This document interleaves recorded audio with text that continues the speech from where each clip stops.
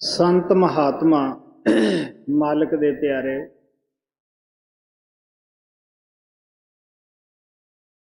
इस संसार दे उत्ते परमात्मा दे हुक्म नाल आउंदे है। हर आत्मा वास्ते चाहे वह किसी भी मुल्क दी है और किसी भी जाति विच पैदा हुई है, ਉਹਦੇ ਨਾਲ ਉਹਨਾਂ महात्मा ਦਾ अटुट प्यार ਹੁੰਦਾ है।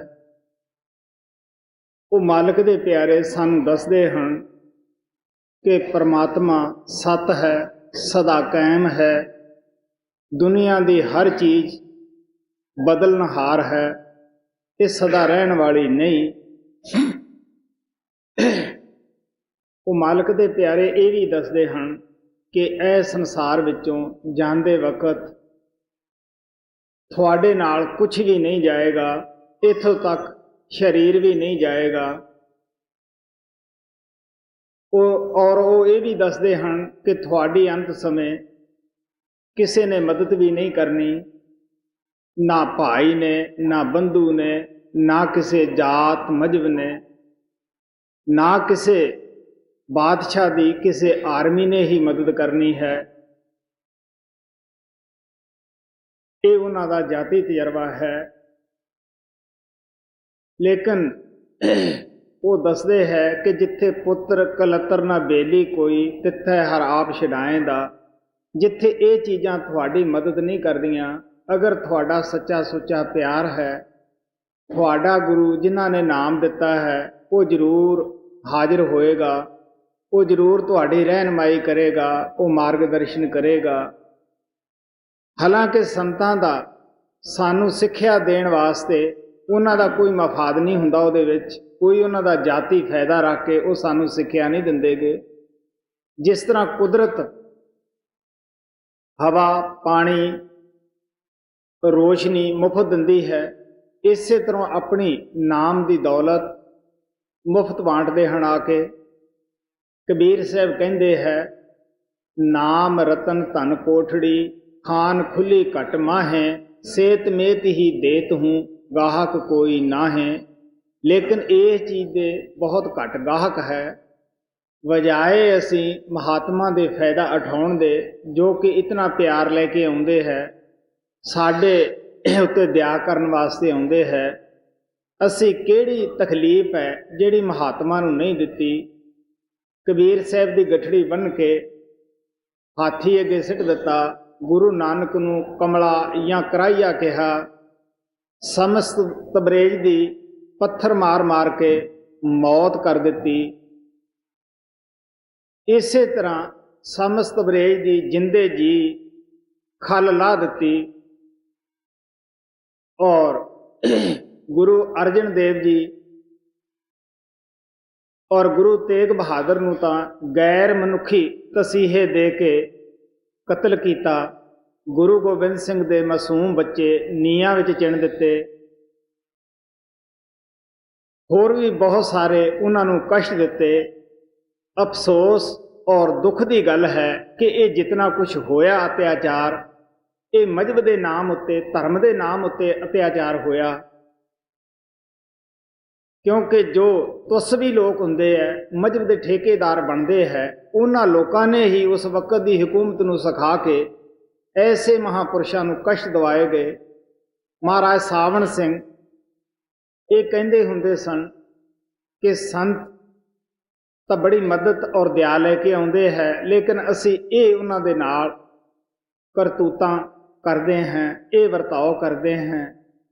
वो दसदे हुंदे सीगे कि जिस तरह एक गंजा आदमी किसी सरां दे अंदर दाखिल हो गया, उसने काफ़ी लोगों को कहा कि मैनू भी कोई कढ़े, कोई तैयार ना होया। दिल च ख्याल आया कि मैं खुद ही निकल जाऊंगा। उसने एक साइड दे तो अपना हाथ धर लिया कि जब बड़ा बूहा आएगा, बड़ा दरवाजा आएगा, मैं उतों दी लंघ जाऊंगा।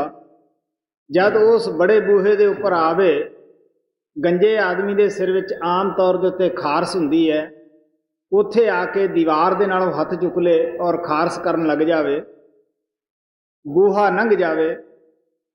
ਫੇਰ ਉਹ ਚੱਕਰ ਪੈ ਜਾਵੇ, ਉਹ ਵਿਚਾਰਾ ਉੱਥੇ ਹੀ ਪਰੇਸ਼ਾਨ ਹੁੰਦਾ ਫਿਰਿਆ, ਦੁਖੀ ਹੁੰਦਾ ਫਿਰਿਆ।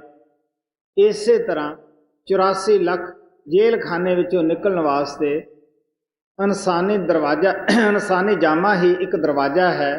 ਅਸੀਂ ਉਸ ਦਰਵਾਜ਼ੇ ਦੇ ਉੱਪਰ ਆ ਖੜੇ ਹਾਂ।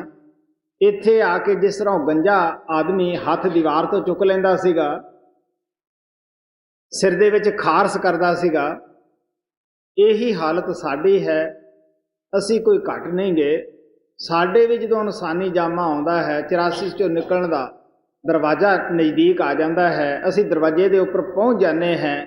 ਫਿਰ ਸਾਡੇ ਅੰਦਰ ਕਿਹੜੀ ਖੁਰਕ ਹੁੰਦੀ ਹੈ ਵਿਸ਼ੇ ਵਿਕਾਰਾਂ ਦੀ, ਮੈਂ ਮੇਰੀ ਦੀ, ਔਰ ਇਹਨਾਂ ਦੇ ਵਿੱਚ ਹੀ ਆਪਣਾ ਜੀਵਨ ਬਰਬਾਦ ਕਰਕੇ ਚਲੇ ਜਾਂਦੇ ਹਾਂ। ਭੰਗ ਦੇ ਪਹਾੜੇ ਅਸੀਂ ਆਪਣੇ ਜੀਵਨ ਨੂੰ ਖੋ ਦਿੰਦੇ ਹਾਂ। ਲੇਕਿਨ ਸੰਤ ਫਿਰ ਵੀ ਦਇਆ ਕਰਦੇ ਹੈ। ਉਹ ਕਹਿੰਦੇ ਹੈ, ਅਗਰ ਤੁਹਾਨੂੰ ਸੱਚਮੁੱਚ ਹੀ ਉਸ ਪ੍ਰਮਾਤਮਾ ਨਾਲ ਲਗਾਓ ਹੈ, ਪਿਆਰ ਹੈ, ਤੁਸੀਂ ਮਿਲਣਾ ਚਾਹੁੰਦੇ ਹੋ, ਉਹ ਪ੍ਰਮਾਤਮਾ ਬਾਹਰ ਕਿਸੇ ਜਗ੍ਹਾ ਨਹੀਂ ਗਾ, ਉਹ ਤੁਹਾਡੇ ਸਰੀਰ ਦੇ ਅੰਦਰ ਹੈ, ਨੇੜੇ ਤੋਂ ਨੇੜੇ ਤੁਹਾਡੇ ਅੰਦਰ ਬੈਠਾ ਹੈ। ਤੁਹਾਡੇ ਮਿਲਣ ਦੀ ਹਮੇਸ਼ਾ ਉਹ ਇੰਤਜ਼ਾਰ ਵਿੱਚ ਹੁੰਦਾ ਹੈ। ਇਨਸਾਨੀ ਜਾਮੇ 'ਚ ਹੀ ਮਿਲ ਸਕਦਾ ਹੈ।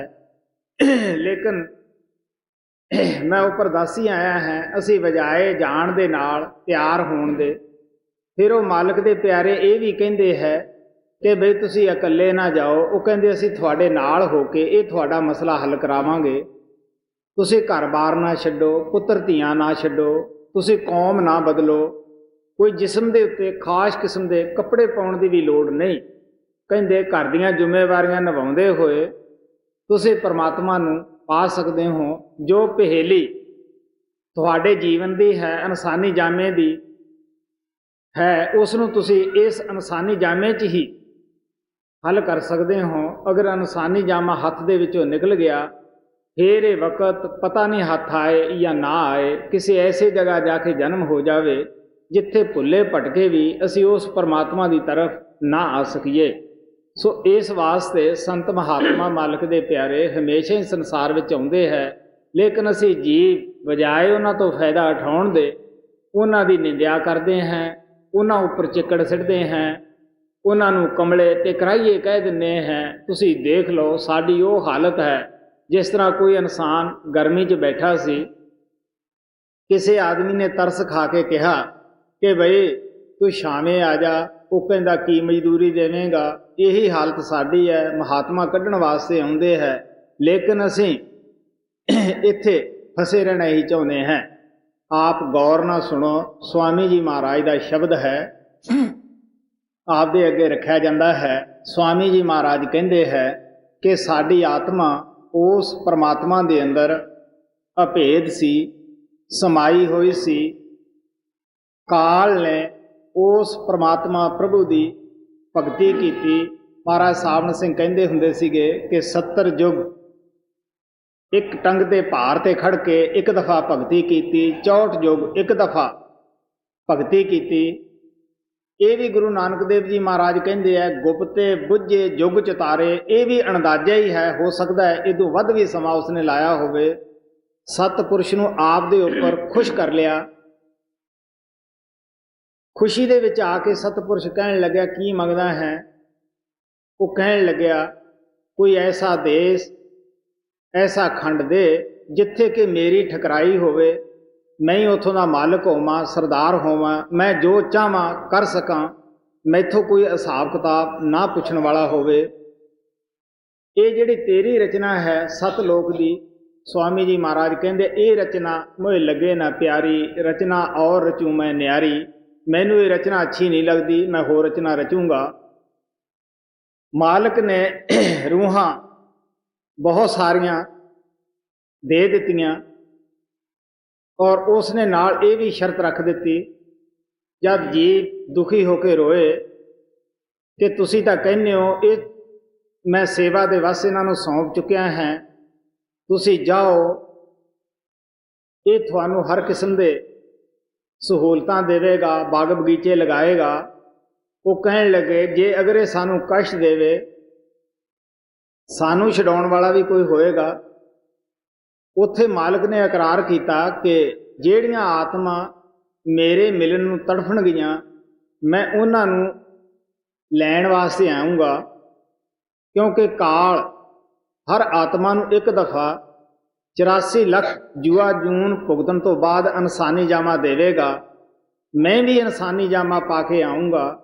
ਜਿਨ੍ਹਾਂ ਨੂੰ ਮੇਰੇ ਮਿਲਣ ਦੀ ਤੜਫ ਹੋਏਗੀ ਉਹ ਮੇਰੀ ਗੱਲ ਨੂੰ ਗੌਰ ਨਾਲ ਸੁਣਨਗੇ, ਮੇਰੀ ਗੱਲ 'ਤੇ ਅਮਲ ਕਰਨਗੇ।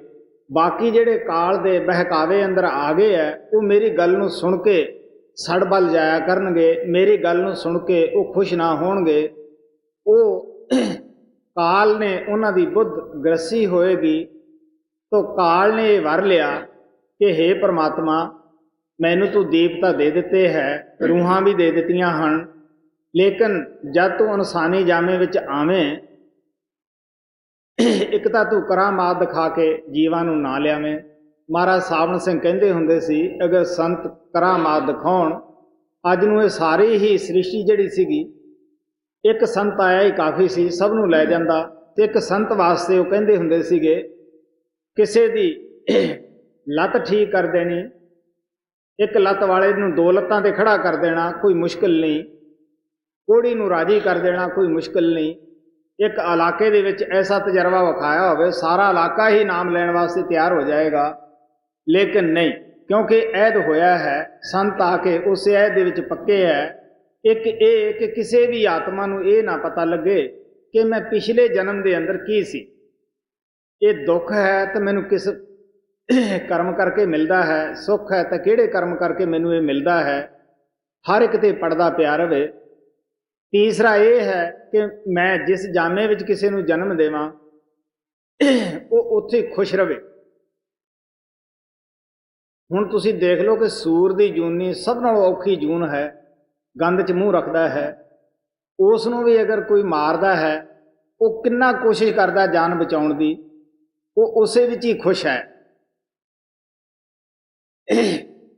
ਇਸ ਵਾਸਤੇ ਜਦ ਆਤਮਾ ਉਸ ਪਰਮਾਤਮਾ ਨੇ ਕਾਲ ਨੂੰ ਬਖਸ਼ ਦਿੱਤੀਆਂ ਤਾਂ ਸਵਾਮੀ ਜੀ ਮਹਾਰਾਜ ਕਹਿੰਦੇ ਆ, ਸੁਰਤ ਬੂੰਦ ਸਤ ਸਿੰਧ ਤਜ ਆਈ 10ਵੇਂ ਦੁਆਰ। ਉਹ ਮਾਲਕ ਦਾ ਦੇਸ਼ ਛੱਡ ਕੇ ਇਹ ਨਿਚਲੇ ਮੰਡਲ ਦੇ ਉੱਤੇ ਆ ਗਈ ਹੈ। ਇਸ ਦੇ ਉੱਪਰ ਇੱਥੇ ਆ ਕੇ ਕਾਰਨ ਪੜਦਾ ਚੜ੍ਹ ਗਿਆ, ਜੋ ਪੂਰੀ ਲਾਈਟ ਸੀ, ਰੋਸ਼ਨੀ ਸੀ ਇਸ ਦੀ, ਉਹ ਕਮ ਹੋ ਗਈ। ਜਿਸ ਤਰ੍ਹਾਂ ਕਿਸੇ ਲੰਪ ਦੇ ਉੱਤੇ ਕਈ ਪਰਦੇ ਚੜਾਏ ਜਾਣ, ਉਹਦੀ ਰੋਸ਼ਨੀ ਕਮ ਹੋ ਜਾਂਦੀ ਹੈ। ਅਗਰ ਉਸ ਦੇ ਆਪਾਂ ਪਰਦੇ ਲਾਉਣੇ ਸ਼ੁਰੂ ਕਰ ਦਈਏ ਤਾਂ ਆਖਰ ਵਿੱਚੋਂ ਹੀ ਰੋਸ਼ਨੀ ਨਿਕਲ ਆਉਂਦੀ ਹੈ। ਉਹ ਜਿਹੜੇ ਮਕਾਨ ਵਿੱਚ ਗੈਸ ਜਾਂ ਲੰਪ ਹੁੰਦਾ ਹੈ, ਉਹ ਰੋਸ਼ਨੀ ਦੇ ਨਾਲ ਭਰ ਜਾਂਦਾ ਹੈ। ਇਸੇ ਤਰ੍ਹਾਂ ਜਦੋਂ ਕਾਰਨ ਪੜਦਾ ਇਸ ਆਤਮਾ 'ਤੇ ਚੜ੍ਹ ਜਾਂਦਾ ਹੈ, ਰੋਸ਼ਨੀ ਜਿਹੜੀ ਹੈ ਉਹ ਮੱਧਮ ਪੈ ਜਾਂਦੀ ਹੈ। ਜਦ ਉਦੋਂ ਥੱਲੇ ਵਾਲੇ ਮੰਡਲ 'ਤੇ ਆਉਂਦੀ ਹੈ, ਸੂਖਸ਼ਮ ਪੜਦਾ ਚੜ੍ਹ ਜਾਂਦਾ ਹੈ, ਜਿਹੜੀ ਰੋਸ਼ਨੀ ਹੈ ਉਹ ਹੋਰ ਵੀ ਮੱਧਮ ਹੋ ਜਾਂਦੀ ਹੈ, ਇਹਨਾਂ ਪਰਦਿਆਂ ਦੇ ਵਿੱਚ ਢਕੀ ਜਾਂਦੀ ਹੈ। ਜਦ ਇਸ ਅਸਥੂਲ ਜਨਮ ਦੇ ਵਿੱਚ ਆ ਜਾਂਦੀ ਹੈ, ਅਸਥੂਲ ਦੁਨੀਆ ਦੇ ਵਿੱਚ, ਤਾਂ ਇਸ ਦੀ ਰੋਸ਼ਨੀ ਬਿਲਕੁਲ ਹੀ ਖਤਮ ਹੋ ਜਾਂਦੀ ਹੈ, ਨਾ ਦੇ ਬਰਾਬਰ ਹੀ ਹੈ। ਔਰ ਇਹ ਆਪਣੇ ਘਰ ਨੂੰ ਭੁੱਲ ਜਾਂਦੀ ਹੈ, ਆਪਣੇ ਦੇਸ਼ ਨੂੰ ਭੁੱਲ ਜਾਂਦੀ ਹੈ, ਆਪਣੀ ਜਾਤ ਨੂੰ ਭੁੱਲ ਜਾਂਦੀ ਹੈ, ਆਪਣੀ ਕੌਮ ਨੂੰ ਭੁੱਲ ਜਾਂਦੀ ਹੈ। ਹੁਣ ਜੋ ਮਨ ਨੇ ਕੌਮਾਂ ਜਾਤਾਂ ਬਣਾਈਆਂ ਹਨ, ਉਹਨਾਂ ਦੀ ਲਿਹਾਜ਼ ਹੈ, ਉਹਨਾਂ ਦੇ ਪਿੱਛੇ ਅਸੀਂ ਲੜਦੇ ਹਾਂ, ਝਗੜਦੇ ਹਾਂ। ਕੋਈ ਕਹਿੰਦਾ ਜੀ ਮੇਰੀ ਜਾਤ ਉੱਚੀ ਹੈ, ਮੇਰੀ ਕੌਮ ਉੱਚੀ ਹੈ, ਉਹਨਾਂ ਦੀ ਠੀਕ ਨਹੀਂ ਗੀ। ਲੇਕਿਨ ਸੰਤ ਕਹਿੰਦੇ ਹੈ ਕਿ ਭਰਾਵਾ ਜੇ ਸਾਰਿਆਂ ਨੂੰ ਠੀਕ ਕਹਿ ਦਿਓ ਤਾਂ ਕੀ ਹਰਜ ਹੈ, ਸਭ ਦੇ ਅੰਦਰ ਮਾਲਕ ਬੈਠਾ ਹੈ। ਤੋ ਜਿਸ ਤਰੀਕੇ ਨਾਲ ਇਹਨਾਂ ਦੇ ਉੱਤੇ ਖੋਲ ਚੜ੍ਹੇ ਆਤਮਾ ਦੇ ਉੱਤੇ, ਇਸੇ ਤਰ੍ਹਾਂ ਸੰਤ ਕਹਿੰਦੇ ਹੈ ਕਿ ਜਦ ਅਸੀਂ ਇਸ ਅਸਥੂਲ ਦੁਨੀਆ ਦੇ ਵਿੱਚ ਬੈਠੇ ਹਾਂ ਤੋ ਅਸਥੂਲ ਪੜਦਾ ਹੈ। ਜਦ ਸੰਤਾਂ ਮਹਾਤਮਾ ਦੀ ਦੱਸੀ ਹੋਈ ਜੁਗਤੀ ਦੇ ਮੁਤਾਬਕ ਅਸੀਂ ਫੈਲੇ ਖਿਆਲ ਨੂੰ ਇਕੱਠਾ ਕਰਦੇ ਹਾਂ ਤੋ ਸਾਡਾ ਖਿਆਲ ਪੈਰਾਂ ਦੇ ਤਲਿਆਂ 'ਚੋਂ ਨਿਕਲ ਕੇ ਪਹਿਲਾਂ ਚੀਟੀਆਂ ਜਿਹੀਆਂ ਲੜਦੀਆਂ ਹੈ, ਉੱਪਰ ਨੂੰ ਆਉਂਦਾ ਹੈ। ਜਦ ਅਸੀਂ ਤੀਸਰੇ ਤਿਲ ਦੇ ਉੱਤੇ ਪਹੁੰਚਦੇ ਹਾਂ, ਕੁਛ ਹੌਸਲਾ ਹੋ ਜਾਂਦਾ ਹੈ। ਆਤਮਾ ਜਦ ਅੱਗੇ ਵੱਧਦੀ ਹੈ, ਜੋਤੀ ਦੇ ਲਿਸ਼ਕਾਰੇ ਵੱਜਣੇ ਸ਼ੁਰੂ ਹੋ ਜਾਂਦੇ ਹੈ। ਹੋਰ ਹੌਸਲਾ ਹੋ ਜਾਂਦਾ ਹੈ ਔਰ ਤਸੱਲੀ ਹੋਣੀ ਸ਼ੁਰੂ ਹੋ ਜਾਂਦੀ ਹੈ। ਜੋ ਅੰਦਰਲਾ ਮਾਰਗ ਹੈ ਉਹ ਉੱਥੇ ਜਾ ਕੇ ਸ਼ੱਕ ਨਹੀਂ ਰਹਿੰਦਾ ਗਾ। ਅੰਦਰਲਾ ਮਾਰਗ, ਅੰਦਰਲਾ ਰਸਤਾ ਕਿਤਾਬ ਦੀ ਤਰ੍ਹਾਂ ਖੁੱਲ੍ਹ ਜਾਂਦਾ ਹੈ। ਸ਼ੱਕ ਸ਼ਕੂਕ ਉਨਾ ਚਿਰ ਹੀ ਹੈ ਜਿੰਨਾ ਚਿਰ ਅਸੀਂ ਭਜਨ ਅਭਿਆਸ ਕਰਕੇ ਅੰਦਰ ਨਹੀਂ ਜਾਂਦੇਗੇ।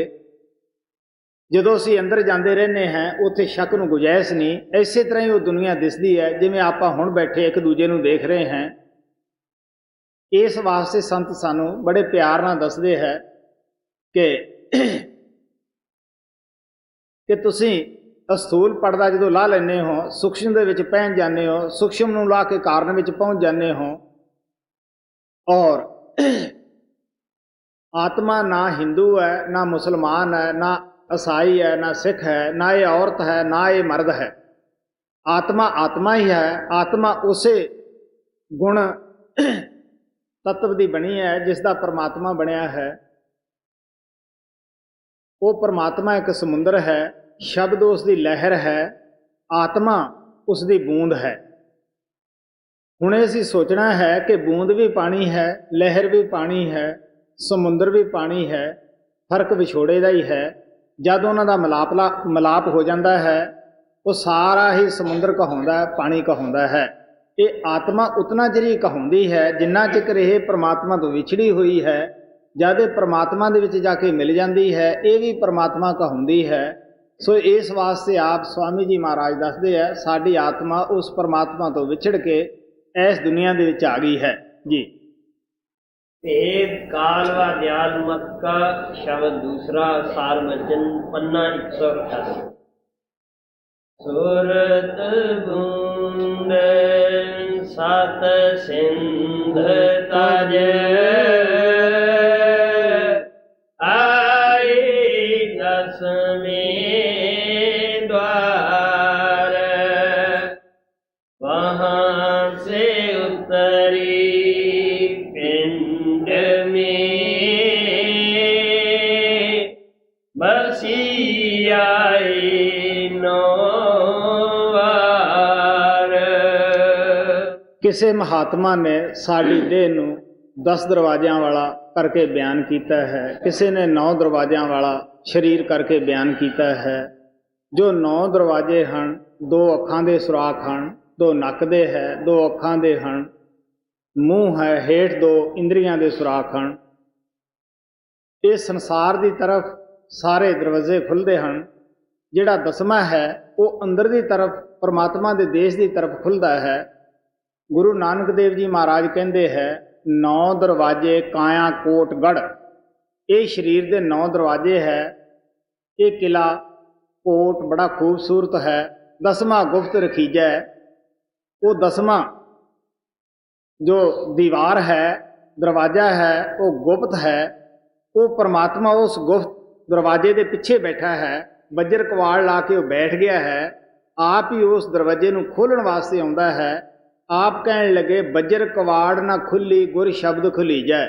ਉਹ ਆਪਣੇ ਆਪ ਜਿੰਨਾ ਵੀ ਮਰਜ਼ੀ ਅਸੀਂ ਮਨ ਬੁੱਧੀ ਨਾਲ ਕੋਸ਼ਿਸ਼ ਕਰ ਲਈਏ ਖੋਲ੍ਹ ਨਹੀਂ ਸਕਦੇਗੇ, ਕਿਉਂਕਿ ਉਹਦੀ ਚਾਬੀ ਸਾਡੇ ਪਾਸ ਨਹੀਂ, ਕਿਸੇ ਸਮਾਜ ਦੇ ਪਾਸ ਨਹੀਂ। ਇਹ ਤਾਂ ਉਹਨਾਂ ਪਿਆਰਿਆਂ ਨੂੰ ਹੀ ਪਰਮਾਤਮਾ ਨੇ ਚਾਬੀ ਦੇ ਕੇ ਮਹਾਤਮਾ ਨੂੰ ਹੀ ਭੇਜਿਆ ਹੁੰਦਾ ਹੈ। ਉਹ ਆਪ ਦੇ ਮਿਲਣ ਦਾ ਜੋ ਚਾਹਵੇ ਤਰੀਕਾ ਜਾਂ ਸਾਧਨ ਰੱਖ ਸਕਦਾ ਸੀ, ਕਿਉਂਕਿ ਪਰਮਾਤਮਾ ਕੁੱਲ ਮਾਲਕ ਖੁਦ ਮੁਖਤਿਆਰ ਸੀਗਾ। ਗੁਰੂ ਸਾਹਿਬ ਕਹਿੰਦੇ ਹੈ ਜਿਸ ਦਾ ਗ੍ਰਹਿ ਤਿਸ ਦੀਆ ਤਾਲਾ ਕੁੰਜੀ ਗੁਰ ਸੋ ਪਾਈ। ਗੁਰੂ ਨਾਨਕ ਦੇਵ ਜੀ ਮਹਾਰਾਜ ਕਹਿੰਦੇ ਹੈ ਜਿਸ ਪਰਮਾਤਮਾ ਨੇ ਇਹ ਦੇਹ ਬਣਾਈ ਹੈ ਤਾਲਾ ਉਸ ਨੇ ਲਾਇਆ ਹੈ, ਇਹ ਕਿਸੇ ਇਨਸਾਨ ਦਾ ਲਾਇਆ ਹੋਇਆ ਨਹੀਂ। ਉਸ ਨੇ ਖੁਦ ਕੁੰਜੀ ਜਿਹੜੀ ਸੀ ਇਹਦੀ ਗੁਰਮੁਖਾਂ ਦੇ ਹਵਾਲੇ ਕੀਤੀ ਹੈ। ਅਨਕ ਅਪਾਉ ਕਰੇ ਨਹੀਂ ਪਾਏ ਬਿਨ ਸਤਿਗੁਰ ਸਰਣਾਈ। ਆਪਣੀ ਮਨ ਬੁੱਧੀ ਨਾਲ ਜਿੰਨੇ ਮਰਜ਼ੀ ਉਪਾਅ ਕਰ ਲਓ ਕਦੇ ਵੀ ਅਸੀਂ ਕਾਮਯਾਬ ਨਹੀਂ ਹੁੰਦੇ ਜਿੰਨਾ ਚਿਰ ਕੁੰਜੀ ਵਾਲੇ ਮਹਾਤਮਾ ਦੇ ਪਾਸ ਅਸੀਂ ਨਹੀਂ ਜਾਂਦੇਗੇ। ਕੁੰਜੀ ਵਾਲੇ ਮਹਾਤਮਾ ਹਮੇਸ਼ਾ ਸੰਸਾਰ ਵਿੱਚ ਆਏ। ਕਬੀਰ ਸਾਹਿਬ ਆਏ, 10 ਗੁਰੂ ਸਾਹਿਬਾਨ ਆਏ, ਸਾਡੇ ਸਤਿਗੁਰੂ ਜੀ ਮਹਾਰਾਜ ਵਕਤ ਦੇ ਸਤਿਗੁਰੂ ਆਏ। ਔਰ ਇਸ ਵਾਸਤੇ ਆਪ ਪਿਆਰ ਦੇ ਨਾਲ ਦੱਸਦੇ ਹੈ ਗੁਰ ਕੁੰਜੀ ਪਾਹੂ ਨਿਵਲ ਮਨ ਕੋਠਾ ਤਨ ਛੱਤ। ਨਾਨਕ ਗੁਰਬਿਨ ਮਨ ਕਾ ਤਾਕ ਨਾ ਉਗੜੇ ਅਵਰ ਨਾ ਕੁੰਜੀ ਹੱਥ। ਕਹਿਣ ਲੱਗੇ ਭਰਾਵਾ ਹੋਰ ਕਿਸੇ ਕੋਲੇ ਚਾਬੀ ਨਹੀਂ ਗੀ। ਸੋ ਇਸ ਵਾਸਤੇ ਆਪ ਪਿਆਰ ਦੇ ਨਾਲ ਦੱਸਦੇ ਹੈ ਕਿ ਇਸ ਨੇ ਇੱਥੇ ਆ ਕੇ ਮਨ ਦਾ ਸਾਥ ਲੈ ਲਿਆ ਔਰ ਮਨ ਅੱਗੇ ਖੁਦ ਅਸ਼ਾਂਤ ਹੈ, ਵਿਸ਼ੇ ਵਿਕਾਰਾਂ ਦੇ ਜੰਗਲ ਵਿੱਚ ਪਾਗਲ ਹੋਇਆ ਫਿਰਦਾ ਹੈ। ਮਨ ਦੀਆਂ ਖੁਆਇਸ਼ਾਂ ਦਾ ਕੋਈ ਮੇਚ ਬੰਨਾ ਨਹੀਂ ਗਾ। ਇਸ ਵਾਸਤੇ ਉਹ ਸਾਨੂੰ ਇੰਦਰੀਆਂ ਦੇ ਭੋਗਾਂ ਵਿੱਚ ਫਸਾ ਦਿੰਦਾ ਹੈ। ਹੁਣ ਜਿਹੜੀ ਇੰਦਰੀ ਚਾਹੁੰਦੀ ਹੈ ਉਹੀ ਮਨ ਨੂੰ ਖਿੱਚ ਤੁਰਦੀ ਹੈ। ਕਾਮ ਦੀ ਇੰਦਰੀ ਆਈ, ਪਾਗਲਪਨ ਦਾ ਦੌਰ ਪੈ ਗਿਆ, ਪਸ਼ੂ ਜੈਸੀ ਬੁੱਧ ਬਣਾ ਦਿੰਦੀ ਹੈ, ਕੋਲੇ ਖੜਾ ਆਦਮੀ ਨਹੀਂ ਦਿਸਦਾ ਗਾ। ਇਸੇ ਤਰ੍ਹਾਂ ਲੋਭ ਦੀ ਇੰਦਰੀ ਜਿਹੜੀ ਹੈ, ਅੱਖਾਂ ਦੀ ਇੰਦਰੀ ਸੋਹਣੇ ਰੂਪ ਤੇ ਲੈ ਜਾਂਦੀ ਹੈ। ਲੋਭ ਦੀ ਇੰਦਰੀ ਜਦੋਂ ਜਾਗਦੀ ਹੈ ਉਹ ਧਨ ਦੌਲਤ ਇਕੱਠਾ ਕਰਨ ਦੇ ਉੱਤੇ ਤੁਲ ਜਾਂਦੀ ਹੈ। ਬੜੀਆਂ ਬੜੀਆਂ ਠੱਗੀਆਂ, ਬੜੇ ਬੜੇ ਅਸੂਲ ਅਸੀਂ ਕੁਰਬਾਨ ਕਰ ਦਿੰਦੇ ਹਾਂ। ਅਸੀਂ ਕਹਿੰਦੇ ਹਾਂ ਸਾਡਾ ਆਹ ਕੰਮ ਵੀ ਹੋ ਜਾਵੇ, ਆਹ ਵੀ ਹੋ ਜਾਵੇ। ਇਸ ਵਾਸਤੇ ਮਹਾਤਮਾ ਸਾਨੂੰ ਪਿਆਰ ਦੇ ਨਾਲ ਸਮਝਾਉਂਦੇ ਹੈ ਕਿ ਇਹਨਾਂ ਚੀਜ਼ਾਂ ਦਾ ਸਾਥ ਲੈ ਕੇ ਇਹ ਸੰਸਾਰ ਦੇ ਵਿੱਚ ਫਸ ਗਈ ਹੈ।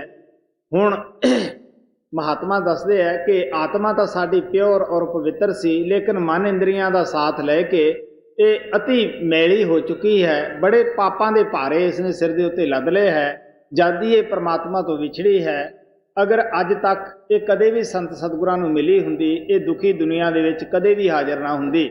ਇਹਦਾ ਸਬੂਤ ਇਹ ਹੀ ਹੈ ਕਿ ਅਸੀਂ ਇਹ ਦੁਨੀਆ ਦੁਖੀ ਦੇ ਵਿੱਚ ਤਦ ਹੀ ਬੈਠੇ ਹਾਂ ਕਿ ਅਸੀਂ ਪਰਮਾਤਮਾ ਤੋਂ ਵਿਛੜ ਕੇ ਅੱਜ ਤੱਕ ਕਦੇ ਵੀ ਕਿਸੇ ਮਾਲਕ ਦੇ ਪਿਆਰੇ ਨੂੰ ਨਾ ਮਿਲੇ ਜੀ। वहाँ से उतरी पिंड में बसी आए नौ बार, मन इंद्री सन बंध कर पड़ी जगत की लार। जन्म जन्म दुख में रही बही 84 तार। ਹੁਣ ਆਪ ਕਹਿੰਦੇ ਮਨ ਇੰਦਰੀਆਂ ਦਾ ਸਾਥ ਲੈ ਕੇ ਕੀ ਸਜ਼ਾ ਮਿਲੀ? 84 ਵਿੱਚ ਚਲੀ ਗਈ। ਮਨ ਦੇ ਕਹੇ ਖੋਟੇ ਕਰਮ ਕੀਤੇ, ਉਹਦੀ ਸਜ਼ਾ ਭੁਗਤਣ ਵਾਸਤੇ ਪਸ਼ੂ ਪੰਛੀਆਂ ਦੇ ਜਾਮਿਆਂ ਤੱਕ ਜਾਣਾ ਪਿਆ। ਤੁਸੀਂ ਦੇਖ ਲਓ ਕਿਹੜਾ ਜਾਮਾ ਤੁਹਾਨੂੰ ਇੱਥੇ ਕੋਈ ਸੁਖੀ ਨਜ਼ਰ ਦੇ ਵਿੱਚ ਆਏਗਾ? ਕਿ ਮੱਛੀਆਂ ਸੁਖੀ ਹਨ? ਕਿਸ ਤਰ੍ਹਾਂ ਉਹਨਾਂ ਨੂੰ ਫਾਹੀ ਲਾਉਣ ਵਾਸਤੇ ਸ਼ਿਕਾਰੀ ਕੁੰਡੀਆਂ ਨੂੰ ਗੋਸ਼ਤ ਲਾਈ ਫਿਰਦੇ ਹੈ, ਜਾਲ ਲਾਈ ਫਿਰਦੇ ਹੈ। ਕੀ ਉਹ ਸੁਖੀ ਹੈ? ਕੀ ਘੋੜੇ ਸੁਖੀ ਹੈ? ਸਵਾਰੀਆਂ ਲੋੜ ਤੋਂ ਵੱਧ ਤਾਂਗੇ ਵਾਲੇ ਬਿਠਾ ਲੈਂਦੇ ਹੈ, ਦਾੜ ਦਾੜ ਛਾਂਟੇ ਮਾਰਦੇ ਹੈ, ਪੈਰ ਫਿਸਲਦਾ ਹੈ, ਸੜਕ ਤੇ ਗਿਰ ਜਾਂਦਾ ਹੈ। ਕਿਹੜੀ ਅਦਾਲਤ ਹੈ ਜਿੱਥੇ ਉਹ ਜਾ ਕੇ ਕਵੇ ਕਿ ਮੈਥੋਂ ਹੁਣ ਤੁਰਿਆ ਨਹੀਂ ਜਾਂਦਾ? ਕਿਹੜੀ ਮਾਤਾ ਹੈ ਉਹਦੀ ਪੁਕਾਰ ਸੁਣਨ ਵਾਲੀ? ਸਵਾਰੀਆਂ ਉੱਤੇ ਬੈਠੀਆਂ ਹੀ ਕਹਿੰਦੀਆਂ ਹੈ ਉਹ ਡਿੱਗਿਆ ਪਿਆ ਹੈ ਕਿ ਵਕਤ ਸਿਰ ਅਗਰ ਨਾ ਪਹੁੰਚਾਇਆ ਤਾਂ ਪੈਸੇ ਨਹੀਂ ਦੇਵਾਂਗੇ। ਇਸ ਵਾਸਤੇ ਉਹ ਫੇਰ ਉਸ ਨੂੰ ਛਾਂਟੇ ਖਾ ਕੇ ਉੱਠ ਖੜਦਾ ਹੈ। ਉਸੇ ਤਰ੍ਹਾਂ ਵਿਚਾਰਾ ਫੇਰ ਖਿੱਚਦਾ ਹੈ। ਤੁਸੀਂ ਦੇਖ ਲਓ ਕਿ ਘੋੜਾ ਸੌਖਾ ਹੈ। ਬੈਲ ਦੇ ਜਾਮੇ ਦੀ ਤੁਸੀਂ ਹਾਲਤ ਦੇਖ ਲਓ। ਕਬੀਰ ਸਾਹਿਬ ਕਹਿੰਦੇ ਹੈ ਚਾਰ ਪੌਂ ਮੁਖ ਗੁੰਗ, ਚਾਰ ਪੌਂ ਮੁਖ ਗੂੰਗਾ ਤਬ ਕੈਸੇ ਗੁਣ ਗਈ ਹੈ। ਕਹਿਣ ਲੱਗੇ ਜਦ ਚਾਰ ਪੌਂ ਹੋਏ, ਮੂੰਹ ਤੋਂ ਗੂੰਗਾ ਹੋਇਆ, ਆਪਦਾ ਦੁੱਖ ਬਿਆਨ ਨਹੀਂ ਕਰ ਸਕੇਗਾ ਕਿ ਮੈਨੂੰ ਕਿਸ ਬਿਮਾਰੀ ਨੇ ਤੰਗ ਕੀਤਾ ਹੈ। ਤਬ ਕੈਸੇ ਗੁਣ ਗਈ ਹੈ ਕਿ ਪਰਮਾਤਮਾ ਦੇ ਫੇਰ ਗੁਣ ਗਾ ਲੇਗਾ, ਕਿ ਨਾਮ ਪ੍ਰਾਪਤ ਕਰ ਲੇਗਾ। ਊਠਤ ਬੈਠਤ ਠੈਂਗਾ ਪਰ ਹੈ ਤਬ ਕਤ ਮੂੰਡ ਲਕਈਐ।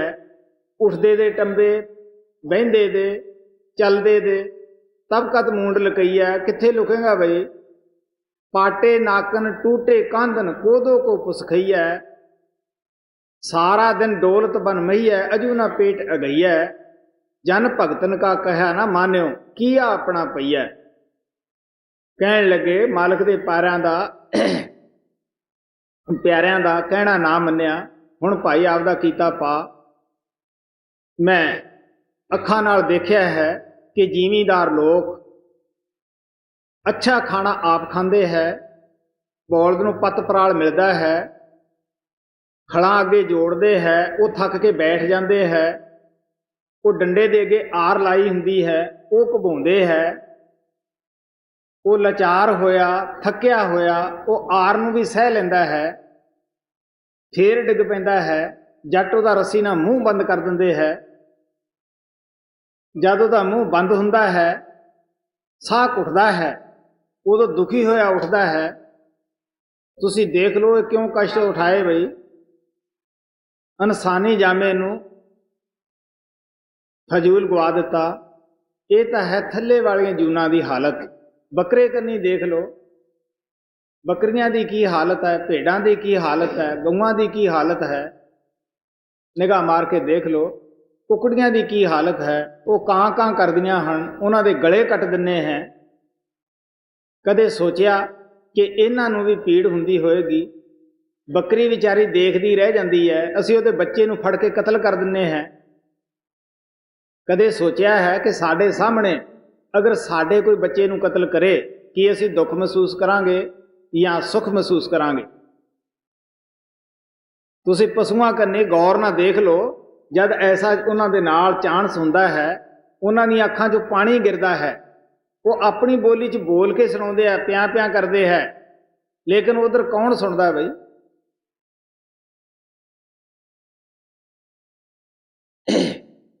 ਇਸ ਵਾਸਤੇ ਆਪ ਕਹਿਣ ਲੱਗੇ ਕਿ ਉਦੋਂ ਕੋਈ ਨਹੀਂ ਸੁਣਦਾਗਾ।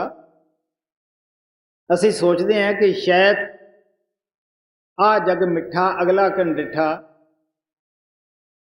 ਕਿ ਆਹ ਜੱਗ ਜਿਹੜਾ ਹੈ ਬਸ ਇਹ ਸਾਡੇ ਰਹਿਣ ਵਾਲਾ ਹੈ, ਸਾਨੂੰ ਕਿਹੜਾ ਕਿਸੇ ਨੇ ਇੱਥੋਂ ਲਿਜਾਣਾ ਹੈ। ਲੇਕਿਨ ਕਬੀਰ ਸਾਹਿਬ ਕਹਿੰਦੇ ਹੈ, ਬੱਕਰੀ ਪਾਤੀ ਖਾਤ ਹੈ ਤਾਂ ਕਿ ਕਾਢੀ ਖਾਲ, ਜੋ ਬੱਕਰੀ ਕੋ ਖਾਤ ਹੈ ਤਿਨਕੇ ਕੌਣ ਹਵਾਲ। ਉਹ ਅੱਕ ਟੱਕ ਪੱਤੇ ਬੱਕਰੀਆਂ ਖਾਂਦੀਆਂ ਹਨ। ਉਹਨਾਂ ਦੀ ਜਦ ਇਹ ਕਾਲ ਦੇ ਦੇਸ਼ ਵਿੱਚ ਪੁੱਠੇ ਕਰਕੇ ਖੱਲ ਲਾਈ ਜਾਂਦੀ ਹੈ, ਜੋ ਉਹਨਾਂ ਨੂੰ ਖਾਂਦਾ ਹੈ, ਬੱਕਰੀ ਕਹਿੰਦੀ ਉਹਨਾਂ ਦਾ ਕੀ ਹਾਲ ਹੋਏਗਾ। ਫਿਰ ਅਸੀਂ ਅਜੀਬ ਹੀ ਕਿਸਮ ਦੇ ਆਦਮੀ हैं। ਅਲੱਗ-ਅਲੱਗ ਸਵਾਦੂ ਲੋਕਾਂ ਨੇ ਨਾਂ ਧਰ ਲਏ ਹੈ ਕਿ ਜੀ ਇਹ ਹਲਾਲ ਹੈ, ਇਹ ਝਟਕਾ ਹੈ।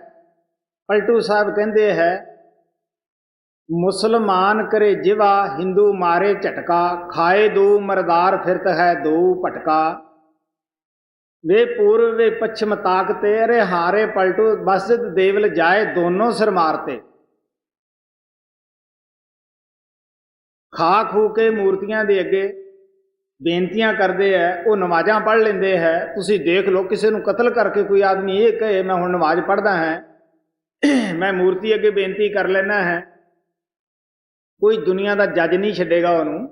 ਜਦ ਦੁਨੀਆ ਦੇ ਲੋਕ ਛੱਡਦੇ ਨਹੀਂ ਕਾਤਲੀ ਨੂੰ, ਕਿ ਪਰਮਾਤਮਾ ਜੀ ਦੀ ਮਖਲੂਕ ਦੇ ਨਾਲ ਅਸੀਂ ਇਹ ਜਿਹਾ ਵਰਤਾਓ ਕਰਦੇ ਹਾਂ, ਉਹ ਛੱਡੇਗਾ?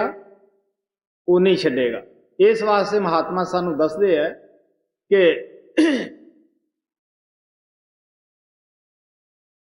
ਕਿਸੇ ਕੌਮ ਵਾਸਤੇ ਕਿਸੇ ਮਹਾਤਮਾ ਦੀ ਬਾਣੀ ਪੜ੍ਹ ਕੇ ਦੇਖ ਲਓ, ਕਿਸੇ ਵੀ ਮਹਾਤਮਾ ਨੇ ਨਹੀਂ ਕਿਹਾ ਕਿ ਤੁਸੀਂ ਮੀਟ ਖਾਓ, ਸ਼ਰਾਬ ਪੀਓ, ਭੈੜੇ ਖੋਟੇ ਕਰਮ ਕਰੋ, ਦੁਨੀਆ ਦੇ ਵਿੱਚ ਜਾ ਕੇ ਅਤਿਆਚਾਰ ਕਰੋ। ਈਸਾ ਮਸੀਹ ਨੇ ਕਿਹਾ ਕਿ ਆਪਣੇ ਹਮਸਾਏ ਨਾਲ ਪਿਆਰ ਕਰੋ। ਜਿੰਨਾ ਇੱਕ ਧਰਤੀ ਦੇ ਉੱਤੇ ਇਨਸਾਨ ਨੂੰ ਰਹਿਣ ਦਾ ਹੱਕ ਹੈ, ਉਨਾ ਹੀ ਇੱਕ ਪਸ਼ੂ ਪੰਛੀ ਨੂੰ ਵੀ ਰਹਿਣ ਦਾ ਹੱਕ ਹੈ। ਤੁਸੀਂ ਦੇਖ ਲਓ, ਅੱਜ ਉਹਨਾਂ ਦੀ ਕੌਮ ਇਸ ਪਾਸੇ ਖਿਆਲ ਕਰਦੀ ਹੈ। ਕਿਸੇ ਹਿੰਦੂ ਵੇਦ ਸ਼ਾਸਤਰ ਦੇ ਅੰਦਰ ਨਹੀਂ ਆਉਂਦਾ, ਗੀਤਾ ਦੇ ਅੰਦਰ ਕਿਤੇ ਨਹੀਂ ਆਉਂਦਾਗਾ ਕਿ ਤੁਸੀਂ ਕਤਲੋ ਗਾਰਤ ਕਰੋ। ਗੁਰੂ ਗ੍ਰੰਥ ਸਾਹਿਬ ਦੇ ਅੰਦਰ ਤਾਂ ਇੱਥੋਂ ਤੱਕ ਗੁਰੂ ਨਾਨਕ ਸਾਹਿਬ ਕਹਿੰਦੇ ਹੈ, ਜੇ ਰਤ ਲੱਗੇ ਕੱਪੜੇ ਜਾਮਾ ਹੋਏ ਪਲੀਤ, ਜੋ ਰਤ ਪੀਵੇ ਮਾਨਸਾ ਤਨ ਕਿਉਂ ਨਿਰਮਲ ਚੀਤ। ਉਹਨਾਂ ਨੇ ਸ਼ਰਾਬ ਨੂੰ ਰਤ ਕਰਕੇ ਬਿਆਨ ਕੀਤਾ ਹੈ। ਕਬੀਰ ਸਾਹਿਬ ਕਹਿੰਦੇ ਹੈ ਕਿ ਮਾਸ ਮਾਸ ਸਭ ਏਕ ਹੈ, ਮੁਰਗੀ ਹਿਰਨੀ ਗਾਏ, ਆਂਖ ਦੇਖ ਨਰ ਖਾਤ ਹੈ ਤੇ ਬਾਧੇ ਜੰਪੁਰ ਜਾਏ। ਮਾਸ ਇੱਕੇ ਤਰ੍ਹਾਂ ਉਤਪੰਨ ਹੁੰਦਾ ਹੈ। ਜਿਹਨੇ ਮਾਸ ਖਾ ਲਿਆ ਉਹ ਮਤ ਸੋਚੇ ਕਿ ਮੈਂ ਮੁਰਗੀ ਦਾ ਖਾਧਾ ਹੈ ਜਾਂ ਹਿਰਨ ਦਾ ਖਾਧਾ ਹੈ, ਉਹਨੇ ਇਨਸਾਨ ਵੀ ਖਾ ਲਿਆ, ਕਿਉਂਕਿ ਇੱਕੇ ਤਰੀਕੇ ਨਾਲ ਮਾਸ ਪੈਦਾ ਹੁੰਦਾ ਹੈ, ਮਾਤਾ ਔਰ ਪਿਤਾ ਦੇ ਸੰਯੋਗ ਦੇ ਨਾਲ। ਮਾਤਾ ਦੀ ਰਕਤ ਹੈ, ਪਿਤਾ ਦਾ ਬੀਰਜ ਹੈ। ਇਸੇ ਤਰੀਕੇ ਨਾਲ ਹੀ ਹਰ ਇੱਕ ਪਸ਼ੂ ਪੰਛੀ ਦਾ ਮਾਸ ਉਤਪੰਨ ਹੁੰਦਾ ਹੈ, ਇਸੇ ਨਾਲ ਹੀ ਇਨਸਾਨ ਦਾ ਹੁੰਦਾ ਹੈ। ਤੋ ਸੰਤ ਮਹਾਤਮਾ ਕਹਿੰਦੇ ਆ, ਤੁਸੀਂ ਦਿਲ 'ਚੋਂ ਹੀ ਖਿਆਲ ਕੱਢ ਦਿਓ ਕਿ ਸਾਡੇ ਵਾਸਤੇ ਗਊ ਜਾਇਜ਼ ਹੈ ਜਾਂ ਉਹਨਾਂ ਵਾਸਤੇ ਬੱਕਰੀਆਂ ਜਾਇਜ਼ ਹੈ। ਕਿਸੇ ਵਾਸਤੇ ਭਰਾਵੋ ਕੋਈ ਚੀਜ਼ ਜਾਇਜ਼ ਨਹੀਂ ਗੀ। ਉਹ ਕਹਿਣ ਲੱਗੇ ਤੁਸੀਂ ਦੇਖੋ ਜਿਨ੍ਹਾਂ ਨੇ ਮਨੁੱਖੀ ਜਾਮਿਆਂ ਦੇ ਵਿੱਚ, ਇਨਸਾਨੀ ਜਾਮਿਆਂ ਦੇ ਅੰਦਰ ਅਤਿਆਚਾਰ ਕੀਤੇ, ਉਹ ਅੱਜ ਦੁੱਖ ਭੋਗਣ ਵਾਸਤੇ ਵਿਚਾਰੇ ਭੇਡਾਂ ਬੱਕਰੀਆਂ ਬਣ ਕੇ ਆਪਣਾ ਸਿਰ ਕਟਾ ਰਹੇ। ਹੋ ਸਕਦਾ ਸਾਥੋਂ ਤੁਹਾਥੋਂ ਇਹ ਚੰਗੇ ਇਨਸਾਨ ਹੋਣ। ਇਹ ਤਾਂ ਹੈ ਪਸ਼ੂ ਪੰਛੀਆਂ ਦੀ ਹਾਲਤ। ਹੁਣ ਤੁਸੀਂ ਇਨਸਾਨ ਦੀ ਤਰਫ ਲੈ ਲਓ। ਕੀ ਤੁਹਾਨੂੰ ਇਨਸਾਨ ਸੌਖੇ ਨਜ਼ਰ ਵਿੱਚ ਆਉਂਦੇ ਹੈ? ਸੱਜਣੋ, ਐਵੇਂ ਇੱਕ ਦੂਜੇ ਦਾ ਓਲਾ ਹੀ ਹੈ। ਤੁਸੀਂ ਮੇਰੇ ਕੋਲ ਬੈਠ ਕੇ ਦੇਖ ਲਿਆ ਕਰੋ, ਸੁਣ ਲਿਆ ਕਰੋ, ਕਿੰਨੇ ਕੁ ਲੋਕ ਸੌਖੇ ਹੈ। ਮੇਰੇ ਕੋਲ ਪੱਤਰ ਆਉਂਦੇ ਆ, ਸੈਂਕੜੇ ਆਉਂਦੇ ਆ ਮਹੀਨੇ ਦੇ ਵਿੱਚ। ਉਹਨਾਂ ਦੇ ਵਿੱਚ ਕਹਾਣੀਆਂ ਪ੍ਰੇਮੀਆਂ ਦੀਆਂ ਸੁਣ ਲਿਆ ਕਰੋ ਵੀ ਕਿੰਨੇ ਕੁ ਸੌਖੇ ਹੈ। ਕਿਸੇ ਦਾ ਪੁੱਤ ਗੁਜ਼ਰ ਜਾਂਦਾ ਹੈ, ਉਹ ਦੁਖੀ ਹੈ। ਕਿਸੇ ਦੇ ਪੁੱਤ ਹੁੰਦਾ ਨਹੀਂ, ਉਹ ਦੁਖੀ ਹੈ। ਕੋਈ ਬੀਵੀ ਇੱਥੋਂ ਤੰਗ ਹੈ, ਔਰ ਕੋਈ ਮਰਦ ਬੀਵੀ ਨੂੰ ਤੰਗ ਕਰੀ ਬੈਠਾ ਹੈ। ਕਿਸੇ ਨੂੰ ਕਰਜ਼ਾ ਲੈਣ ਦਾ ਦੁੱਖ ਹੈ, ਕਿਸੇ ਨੂੰ ਦੇਣ ਦਾ ਦੁੱਖ ਹੈ। ਮਾੜਾ ਜਿਹਾ ਕਿਸੇ ਨੂੰ ਪਾਸੇ ਕਰਕੇ ਪੁੱਛੋ, ਉਹ ਫੋੜੇ ਦੀ ਤਰ੍ਹਾਂ ਅੰਬਿਆ ਬੈਠਾ ਹੈ, ਸਾਰਾ ਚਿੱਠਾ ਫਰੋਲ ਕੇ ਅੱਗੇ ਰੱਖ ਦੇਗਾ। ਇਹ ਪਤਾ ਲੱਗੇਗਾ ਕਿ ਸ਼ਾਇਦ ਐਡਾ ਕੋਈ ਦੁਖੀ ਨਾ ਹੀ ਹੋਵੇ। ਮੈਂ ਦੱਸਦਾ ਹੁੰਦਾ ਕਿ ਜਦ ਮੈਂ ਪਹਿਲੇ ਟੂਰ ਦੇ ਉੱਤੇ ਅਮਰੀਕਾ ਗਿਆ, ਜਦ ਮੈਂ ਹਿੰਦੁਸਤਾਨ ਦੇ ਵਿੱਚੋਂ ਗਿਆ, ਮੇਰੀ ਕਾਫੀ ਸਿਹਤ ਅੱਛੀ ਸੀ। ਇਹ ਸੰਨ 77 ਦੀ ਗੱਲ ਹੈ। ਜਦ ਮਹੀਨਾ ਕੁ ਮੈਨੂੰ ਉੱਥੇ ਟਾਈਮ ਦਿੰਦੇ ਨੂੰ ਹੋਇਆ, ਮੇਰੀ ਸਿਹਤ ਤੇ ਸੁਭਾਵਿਕ ਹੀ ਸੀ ਕਿ ਕਹਾਣੀਆਂ ਸੁਣ ਕੇ ਫਰਕ ਪੈਣਾ ਹੀ ਸੀਗਾ। ਕਿਉਂਕਿ ਅਸੀਂ ਬਚਪਨੇ ਦੇ ਵਿੱਚ ਸੁਣਦੇ ਹੁੰਦੇ ਸੀਗੇ ਕਿ ਅਮਰੀਕਾ ਸਵਰਗ ਹੈ। ਹੁਣ ਵੀ ਇੱਥੋਂ ਲੋਕ ਅਮਰੀਕਾ ਵਾਸਤੇ ਅੱਡੀ ਚੋਟੀ ਦਾ ਜ਼ੋਰ ਲਾਉਂਦੇ ਆ ਵੀ ਕਿਵੇਂ ਪਹੁੰਚ ਜਾਈਏ ਉੱਥੇ। ਤਾਂ ਮੇਰੇ ਦਿਲ 'ਚ ਸੀ ਵੀ ਸ਼ਾਇਦ ਇੱਥੋਂ ਦੇ ਲੋਕ ਬੜੇ ਸੌਖੇ ਹੋਣਗੇ। ਸੁਬਾਹ ਤੋਂ ਮੈਨੂੰ ਮਿਲਣ ਲੱਗਦੇ, ਇੰਟਰਵਿਊ ਹੁੰਦਾ, ਸ਼ਾਮ ਹੋ ਜਾਂਦਾ। ਮੈਨੂੰ ਨਾ ਕਿਸੇ ਨੇ ਦੱਸਿਆ ਕਿ ਮੈਂ ਸੌਖਾ ਹੈ ਜਾਂ ਮੈਨੂੰ ਕੋਈ ਦੁੱਖ ਨਹੀਂ ਗਾ। ਪਤਾ ਲੱਗਿਆ ਕਿ ਇੱਥੇ ਤਾਂ ਹਿੰਦੁਸਤਾਨੋਂ ਵੀ ਲੋਕ ਦੁਖੀ ਹੈ, ਕਿਉਂਕਿ ਮੌਤ ਉੱਥੇ ਵੀ ਹੈ, ਪੈਦਾਇਸ਼ ਉੱਥੇ ਵੀ ਹੈ, ਬੇਰੁਜ਼ਗਾਰੀ ਉੱਥੇ ਵੀ ਹੈ। ਮਤਾ ਦਿਲ ਦੇ ਵਿੱਚ ਖਿਆਲ ਹੋਵੇ। ਮੈਂ ਦੱਸਦਾ ਹੁੰਦਾ ਕਿ ਮੈਂ ਸਾਰੀ ਦੁਨੀਆ ਦਾ ਇੱਕ ਸਾਈਡ ਤੋਂ ਲੈ ਕੇ ਜਿੱਥੇ ਧਰਤੀ ਖਤਮ ਹੁੰਦੀ ਹੈ, ਮੈਂ ਉੱਥੋਂ ਤੱਕ ਜਾਇਆ ਆਇਆ ਹੈ। ਉਹਦੇ ਅਸਤ ਕੀ ਬਾਤ ਕਹੇ ਤੂੰ, ਸਭ ਕਾ ਲਿਆ ਵਿਵੇਕਾ ਹੈ। ਸੰਤਾਂ ਨੇ ਅੱਛੀ ਤਰ੍ਹਾਂ ਦੁਨੀਆ ਦਾ ਅਨਿਲਾਜ ਕੀਤਾ ਹੁੰਦਾ ਹੈ, ਲੇਕਿਨ ਕੋਈ ਸੌਖਾ ਨਜ਼ਰ ਦੇ ਵਿੱਚ ਨਹੀਂ ਆਉਂਦਾ ਗਾ। ਤਾਂ ਮੈਂ ਕਿਹਾ ਬਈ, ਮੈਨੂੰ ਕਹਿਣ ਲੱਗੇ, ਸਵਾਲ ਕੀਤਾ ਇੱਕ ਸਾਹਿਬ ਨੇ ਕਿ ਜੀ ਤੁਹਾਡੀ ਸਿਹਤ ਜਦ ਦੇ ਹਿੰਦੁਸਤਾਨ 'ਚ ਆਏ ਸੋ ਹੁਣ ਕਾਫੀ ਡਾਊਨ ਹੋ ਚੁੱਕੀ ਹੈ। ਮੈਂ ਹੱਸ ਪਿਆ। ਮੈਂ ਕਿਹਾ ਵੀ ਦੇਖੋ, ਇੱਕ ਆਦਮੀ ਨੂੰ ਕੋਈ ਖੁਸ਼ੀ ਦੀ ਗੱਲ ਹੀ ਸੁਣਨ ਨੂੰ ਨਾ ਮਿਲੇ, ਕੀ ਉਸ 'ਤੇ ਕੋਈ ਅਸਰ ਨਹੀਂ ਹੁੰਦਾ ਗਾ? ਤੇ ਐਵੇਂ ਇੱਕ ਦੂਜੇ ਦਾ ਓਲਾ ਹੁੰਦਾ ਹੈ। ਇਹ ਦੁੱਖ, ਮੌਤ, ਪੈਦਾਇਸ਼ ਹਰ ਜਗ੍ਹਾ ਹੀ ਹੈ, ਪਰੇਸ਼ਾਨੀ ਹਰ ਜਗ੍ਹਾ ਹੀ ਹੈ।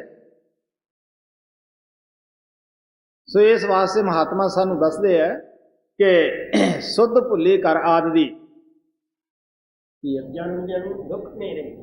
ਤੋ ਆਤਮਾ ਜਦ ਵੀ ਪ੍ਰਮਾਤਮਾ ਤੋਂ ਵਿਛੜੀ ਹੈ, ਅੱਜ ਤੇ ਇਹਨੇ ਸੁੱਖ ਜਾਂ ਸ਼ਾਂਤੀ ਨਹੀਂ ਦੇਖੀਗੀ। ਜਿੱਥੇ ਵੀ ਜਨਮ ਲੈਂਦੀ ਹੈ ਦੁਖੀ ਦੁਖੀ ਹੈ। ਇਨਸਾਨ ਨੂੰ ਸਾਰੀਆਂ ਜੂਨਾਂ ਦਾ ਸਰਦਾਰ ਕਰਕੇ ਬਿਆਨ ਕੀਤਾ ਹੈ। ਜਦ ਇਨਸਾਨ ਸੁਖੀ ਨਹੀਂ, ਬਾਕੀ ਵਿਚਾਰੇ ਭੇਡ ਬੱਕਰੀਆਂ ਕੀ ਸੌਖੀ ਹੋ ਸਕਦੀਆਂ ਹਨ ਜੀ। ਜਨਮ ਜਨਮ ਦੁਖ ਮੇਰੀ, ਮੇਰੀ 84 ਤਾਰ, ਖੁਦ ਭੂਲੀ ਕਰ ਆਦ ਕੀ, ਸਤ ਪੁਰਸ਼ ਦਰਬਾਰ। ਕੋਈ ਨਹੀਂ ਕਹਿ ਸਕਦਾ ਕਿ ਆਤਮਾ ਇਸ ਮਾਤਲੋਕ ਮੰਡਲ ਦੇ ਵਿੱਚ ਕਦ ਉਤਰੀਆਂ, ਲੇਕਿਨ ਜਦ ਹੀ ਇਸ ਮਾਤਲੋਕ ਮੰਡਲ ਦੇ ਵਿੱਚ ਉਤਰੀ ਹੈ, ਇਹ ਉਸ ਘਰ ਦੀ ਸੁੱਧ ਹੀ ਭੁੱਲ ਗਈ ਹੈ, ਯਾਦ ਹੀ ਭੁੱਲ ਚੁੱਕੀ ਹੈ। ਸੰਤ ਮਹਾਤਮਾ ਇਹਨੂੰ ਯਾਦ ਲਾਉਂਦੇ ਆ ਕੇ ਉਹ ਕੀ ਕਹਿੰਦੇ ਹੈ, ਜਿਨ ਤੁਮ ਭੇਜੇ ਤਿਨੇ ਬੁਲਾਏ, ਸੁਖ ਸਹਿਜ ਸੇਤੀ ਘਰ ਆਓ। ਗੁਰੂ ਅਰਜਨ ਦੇਵ ਜੀ ਮਹਾਰਾਜ ਕਹਿੰਦੇ ਹੈ, ਜਿਸ ਪਰਮਾਤਮਾ ਨੇ ਤੁਹਾਨੂੰ ਸੰਸਾਰ ਵਿੱਚ ਭੇਜਿਆ, ਆਓ ਸਾਡੀ ਮਾਰਫਤ ਉਹ ਤੁਹਾਨੂੰ ਬੁਲਾ ਰਿਹਾ ਹੈ, ਅਸੀਂ ਤੁਹਾਡੇ ਘਰ ਲੈ ਜਾਈਏ ਜੀ। ਖੁਦ कर आद की भक्त पुरुष दरबार नर दे जब जब मिली किया न सतगुर प्यार। की कमी रही, की कसूर रहा, की गफलत होई, जद भी परमात्मा ने मेहर कीती, इनसानी जामा दिता, उदों गुरु ना प्यार ना कीता, मुहब्बत ना कीती, नाम ना प्राप्त कीता, अगर करिया उन्होंने जपिया ना, इस वास्ते दुखी दुनिया दे विच हाजिर होना पिया। हालांकि संत हजारों ही माता पिता जैसा प्यार लैके इस संसार दे विच आउंदे हन। महाराज कृपाल कहंदा हुंदा सीगा कि अगर सानू ये पता लग जाए कि संतां दा साडे नाल कितना प्यार है, कितनी हमदर्दी है, तां असीं खुशी दे विच नच उठीए। लेकिन असीं उस पासे आउंदे नहीं, जे करदे भी हैं तो दिखावे दा प्यार करदे हैं, वध तो वध दिखावे दा प्यार करदे हैं। लेकिन बहुत थोड़े आदमी निकलणगे ਜਿਹੜੇ सच्चे दिलों प्यार करते हैं। गुरु तो गुरु नूं मंगण वाले बहुत घट होणगे। प्यार किया गुरु अंगद ने, जद शरण विच आए मुड़ के घर ना गए। एक दफा तुरे जाते सीगे तो गुरु नानक तो किते बांह अगे लंघी, साल भर उन्होंने बांह नूं इस तरह बन्नी रखिया, सजा दी कि तू गुरु की बराबरी करदी है, अगे निकलदी है। ਇਹਦਾ ना प्यार है, ਇਹਦਾ ना शरधा है। सो इस वास्ते आप कहने लगे कि साढ़े च की नुक्स रहा बई, ये गफलत रही। जब भी परमात्मा ने मेहर की, दया की, इंसानी जामा दिता, उस वेले असी सोचा सानू किसी गुरु पीर की की लोड़ है। तुसी सोच के देख लो कि वक्त दियां 3-4 चीज़ां कम दिंदियां हन। वक्त का सैशन जज ही साडा फैसला कर सकता है। जिस सैशन जज नूं 100 साल हो गया अदालत छड्डी नूं, कि वो साडी आके मिसल का फैसला करेगा? कोई वक्त का ही सैशन जज करेगा? या वो जांदा होया आपदी पिक्चर रख जावे कि असी उस पिक्चर के अगे बेनतियां करिए कि साडा फैसला कर दो? करेगी? कोई महाजन अपनी दुकान के उत्ते अपनी पिक्चर रख जाए, आप चलिया जाए, कि वह सौदा वेचेगी? इस तरह है, असी लोगों ने आप ही मूर्तियां घड़ियां आप ही उत्थे मत्थे टेकते हैं। खुद सोच के देख लो, कदे वो बोली है? गुरु अर्जन देव जी महाराज कहते हैं, जो पत्थर की पाई पाए ताकि घाल अजाई जाए, ठाकर हमरा सद बोलंता सर्ब जियां को प्रभ दान देता। वो कहते साडा ठाकर परमात्मा जिहड़ा है वो बोलता है, सब नूं दान दिंदा है। इस वास्ते आप प्यार दे नाल दसदे है कि असी वक्त का डॉक्टर, फर्ज करो सानू अज बुखार चढ़िया है, लकमान और 73 वैद बेशक अच्छे सन, मुर्दे नूं जिंदा भी कर सकते सन। लेकिन जे अज असी कहिए असी बीमार हैं 73 तो या लकमान तो दवाई लवांगे, ये डॉक्टर ठीक नहीं गा, हुण उन्हें तो आउणा नहीं, दवाई नहीं देनी, कि साडा बुखार लै जाएगा? तो वक्त के डॉक्टर की लोड़ है। इस तरह अगर स्कूल मास्टर नूं, टीचर नूं छड्डे नूं हज़ारों साल हो गए स्कूल नूं, कि वह साडे बच्चे नूं पढ़ाएगा? बेशक असी जिन्नी मर्जी आपका प्यार हट विखाई रखीए कि असीं तो उसे तो पढ़ना है, हुण उन्हें आके नहीं पढ़ाउणा गा। इस तरह अगर कोई लड़की ये कहे कि राजा विक्रमाजीत बड़ा अच्छा सी, धर्मात्मा सी, मैं तो उस नाल शादी करा के औलाद पैदा करूँगी, हुण उन्हें आके औलाद नहीं पैदा करनी, तां ते वक्त के पति की लोड़ है। अगर ये चीज़ां असी सही मनते हैं तो वक्त के गुरु की भी लोड़ है, क्योंकि महात्मा सानू दसदे हन कि दुनिया का कोई भी काम बगैर उस्ताद नहीं आउंदा गा। सुनियारे का काम सीखना है, किसी सुनियारे नूं उस्ताद धारना पएगा। जो भी काम असी सीखना है ਉਹਦੇ ਮੁਤਲਕ ਸਾਨੂੰ ਉਸੇ ਲਾਈਨ ਦਾ ਉਸਤਾਦ ਰੱਖਣਾ ਪੈਂਦਾ ਹੈ।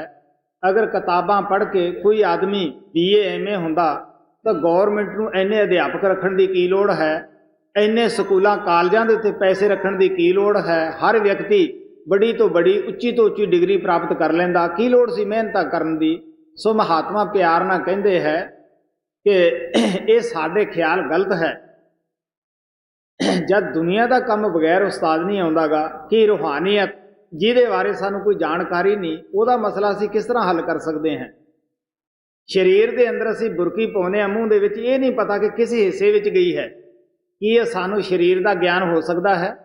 ਮਹਾਤਮਾ ਨੂੰ ਪੂਰਾ ਨੌਲੇਜ ਹੁੰਦਾ ਹੈ ਸਰੀਰ ਦਾ ਕਿ ਕਿਤਨੀਆਂ ਨਾੜੀਆਂ ਸਰੀਰ ਵਿੱਚ ਕੰਮ ਕਰਦੀਆਂ ਹੈ, ਕਿਹੜੀ ਨਾੜੀ ਕਿੱਥੇ ਪਹੁੰਚਦੀ ਹੈ, ਕਿਸ ਵਿੱਚ ਦੀ ਰੂਹਾਨੀਅਤ ਆਉਂਦੀ ਹੈ, ਕਿਸ ਨਾੜੀ ਦੇ ਉੱਤੇ ਧਿਆਨ ਇਕਾਗਰ ਕਰਕੇ ਅਸੀਂ ਮਿਲ ਸਕਦੇ ਹਾਂ ਉਸ ਪਰਮਾਤਮਾ ਨੂੰ। ਸੋ ਇਸ ਵਾਸਤੇ ਮਾਲਕ ਦੇ ਪਿਆਰਿਆਂ ਨੂੰ ਪੂਰੀ ਖੋਜ ਹੁੰਦੀ ਹੈ। ਉਹਨਾਂ ਨੇ ਆਤਮਾ ਔਰ ਪਰਮਾਤਮਾ ਦੇ ਮੁਤਲਕ ਰਿਸਰਚ ਕੀਤੀ ਹੁੰਦੀ ਹੈ, ਖੋਜ ਕੀਤੀ ਹੁੰਦੀ ਹੈ। ਪੜ੍ਹਿਆ ਪੜ੍ਹਾ ਸਕਦਾ ਹੈ ਔਰ ਪਹਿਲਵਾਨ ਪਹਿਲਵਾਨੀ ਸਿਖਾ ਸਕਦਾ ਹੈ।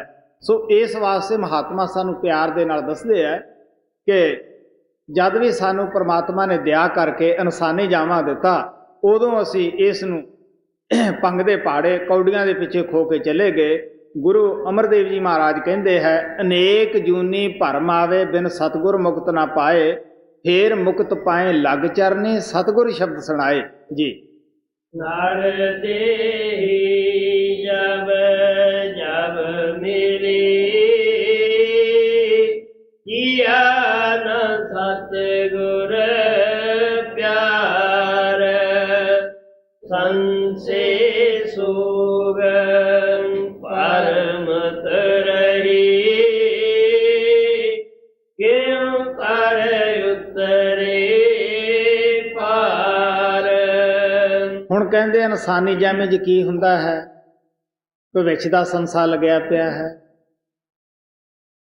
ਕੋਈ ਘਰ 'ਚ ਮੌਤ ਹੋ ਗਈ, ਸੋਗ ਪੈ ਗਿਆ, ਕੋਈ ਥੋੜ੍ਹਾ ਬਹੁਤਾ ਵਪਾਰ 'ਚੋਂ ਵਾਧਾ ਹੋ ਗਿਆ, ਖੁਸ਼ੀ ਆ ਗਈ, ਬੱਚਾ ਜੰਮ ਪਿਆ, ਪਤਾਸੇ ਵੰਡ ਦਿੱਤੇ, ਖੁਸ਼ੀ ਮਨਾ ਲਈ।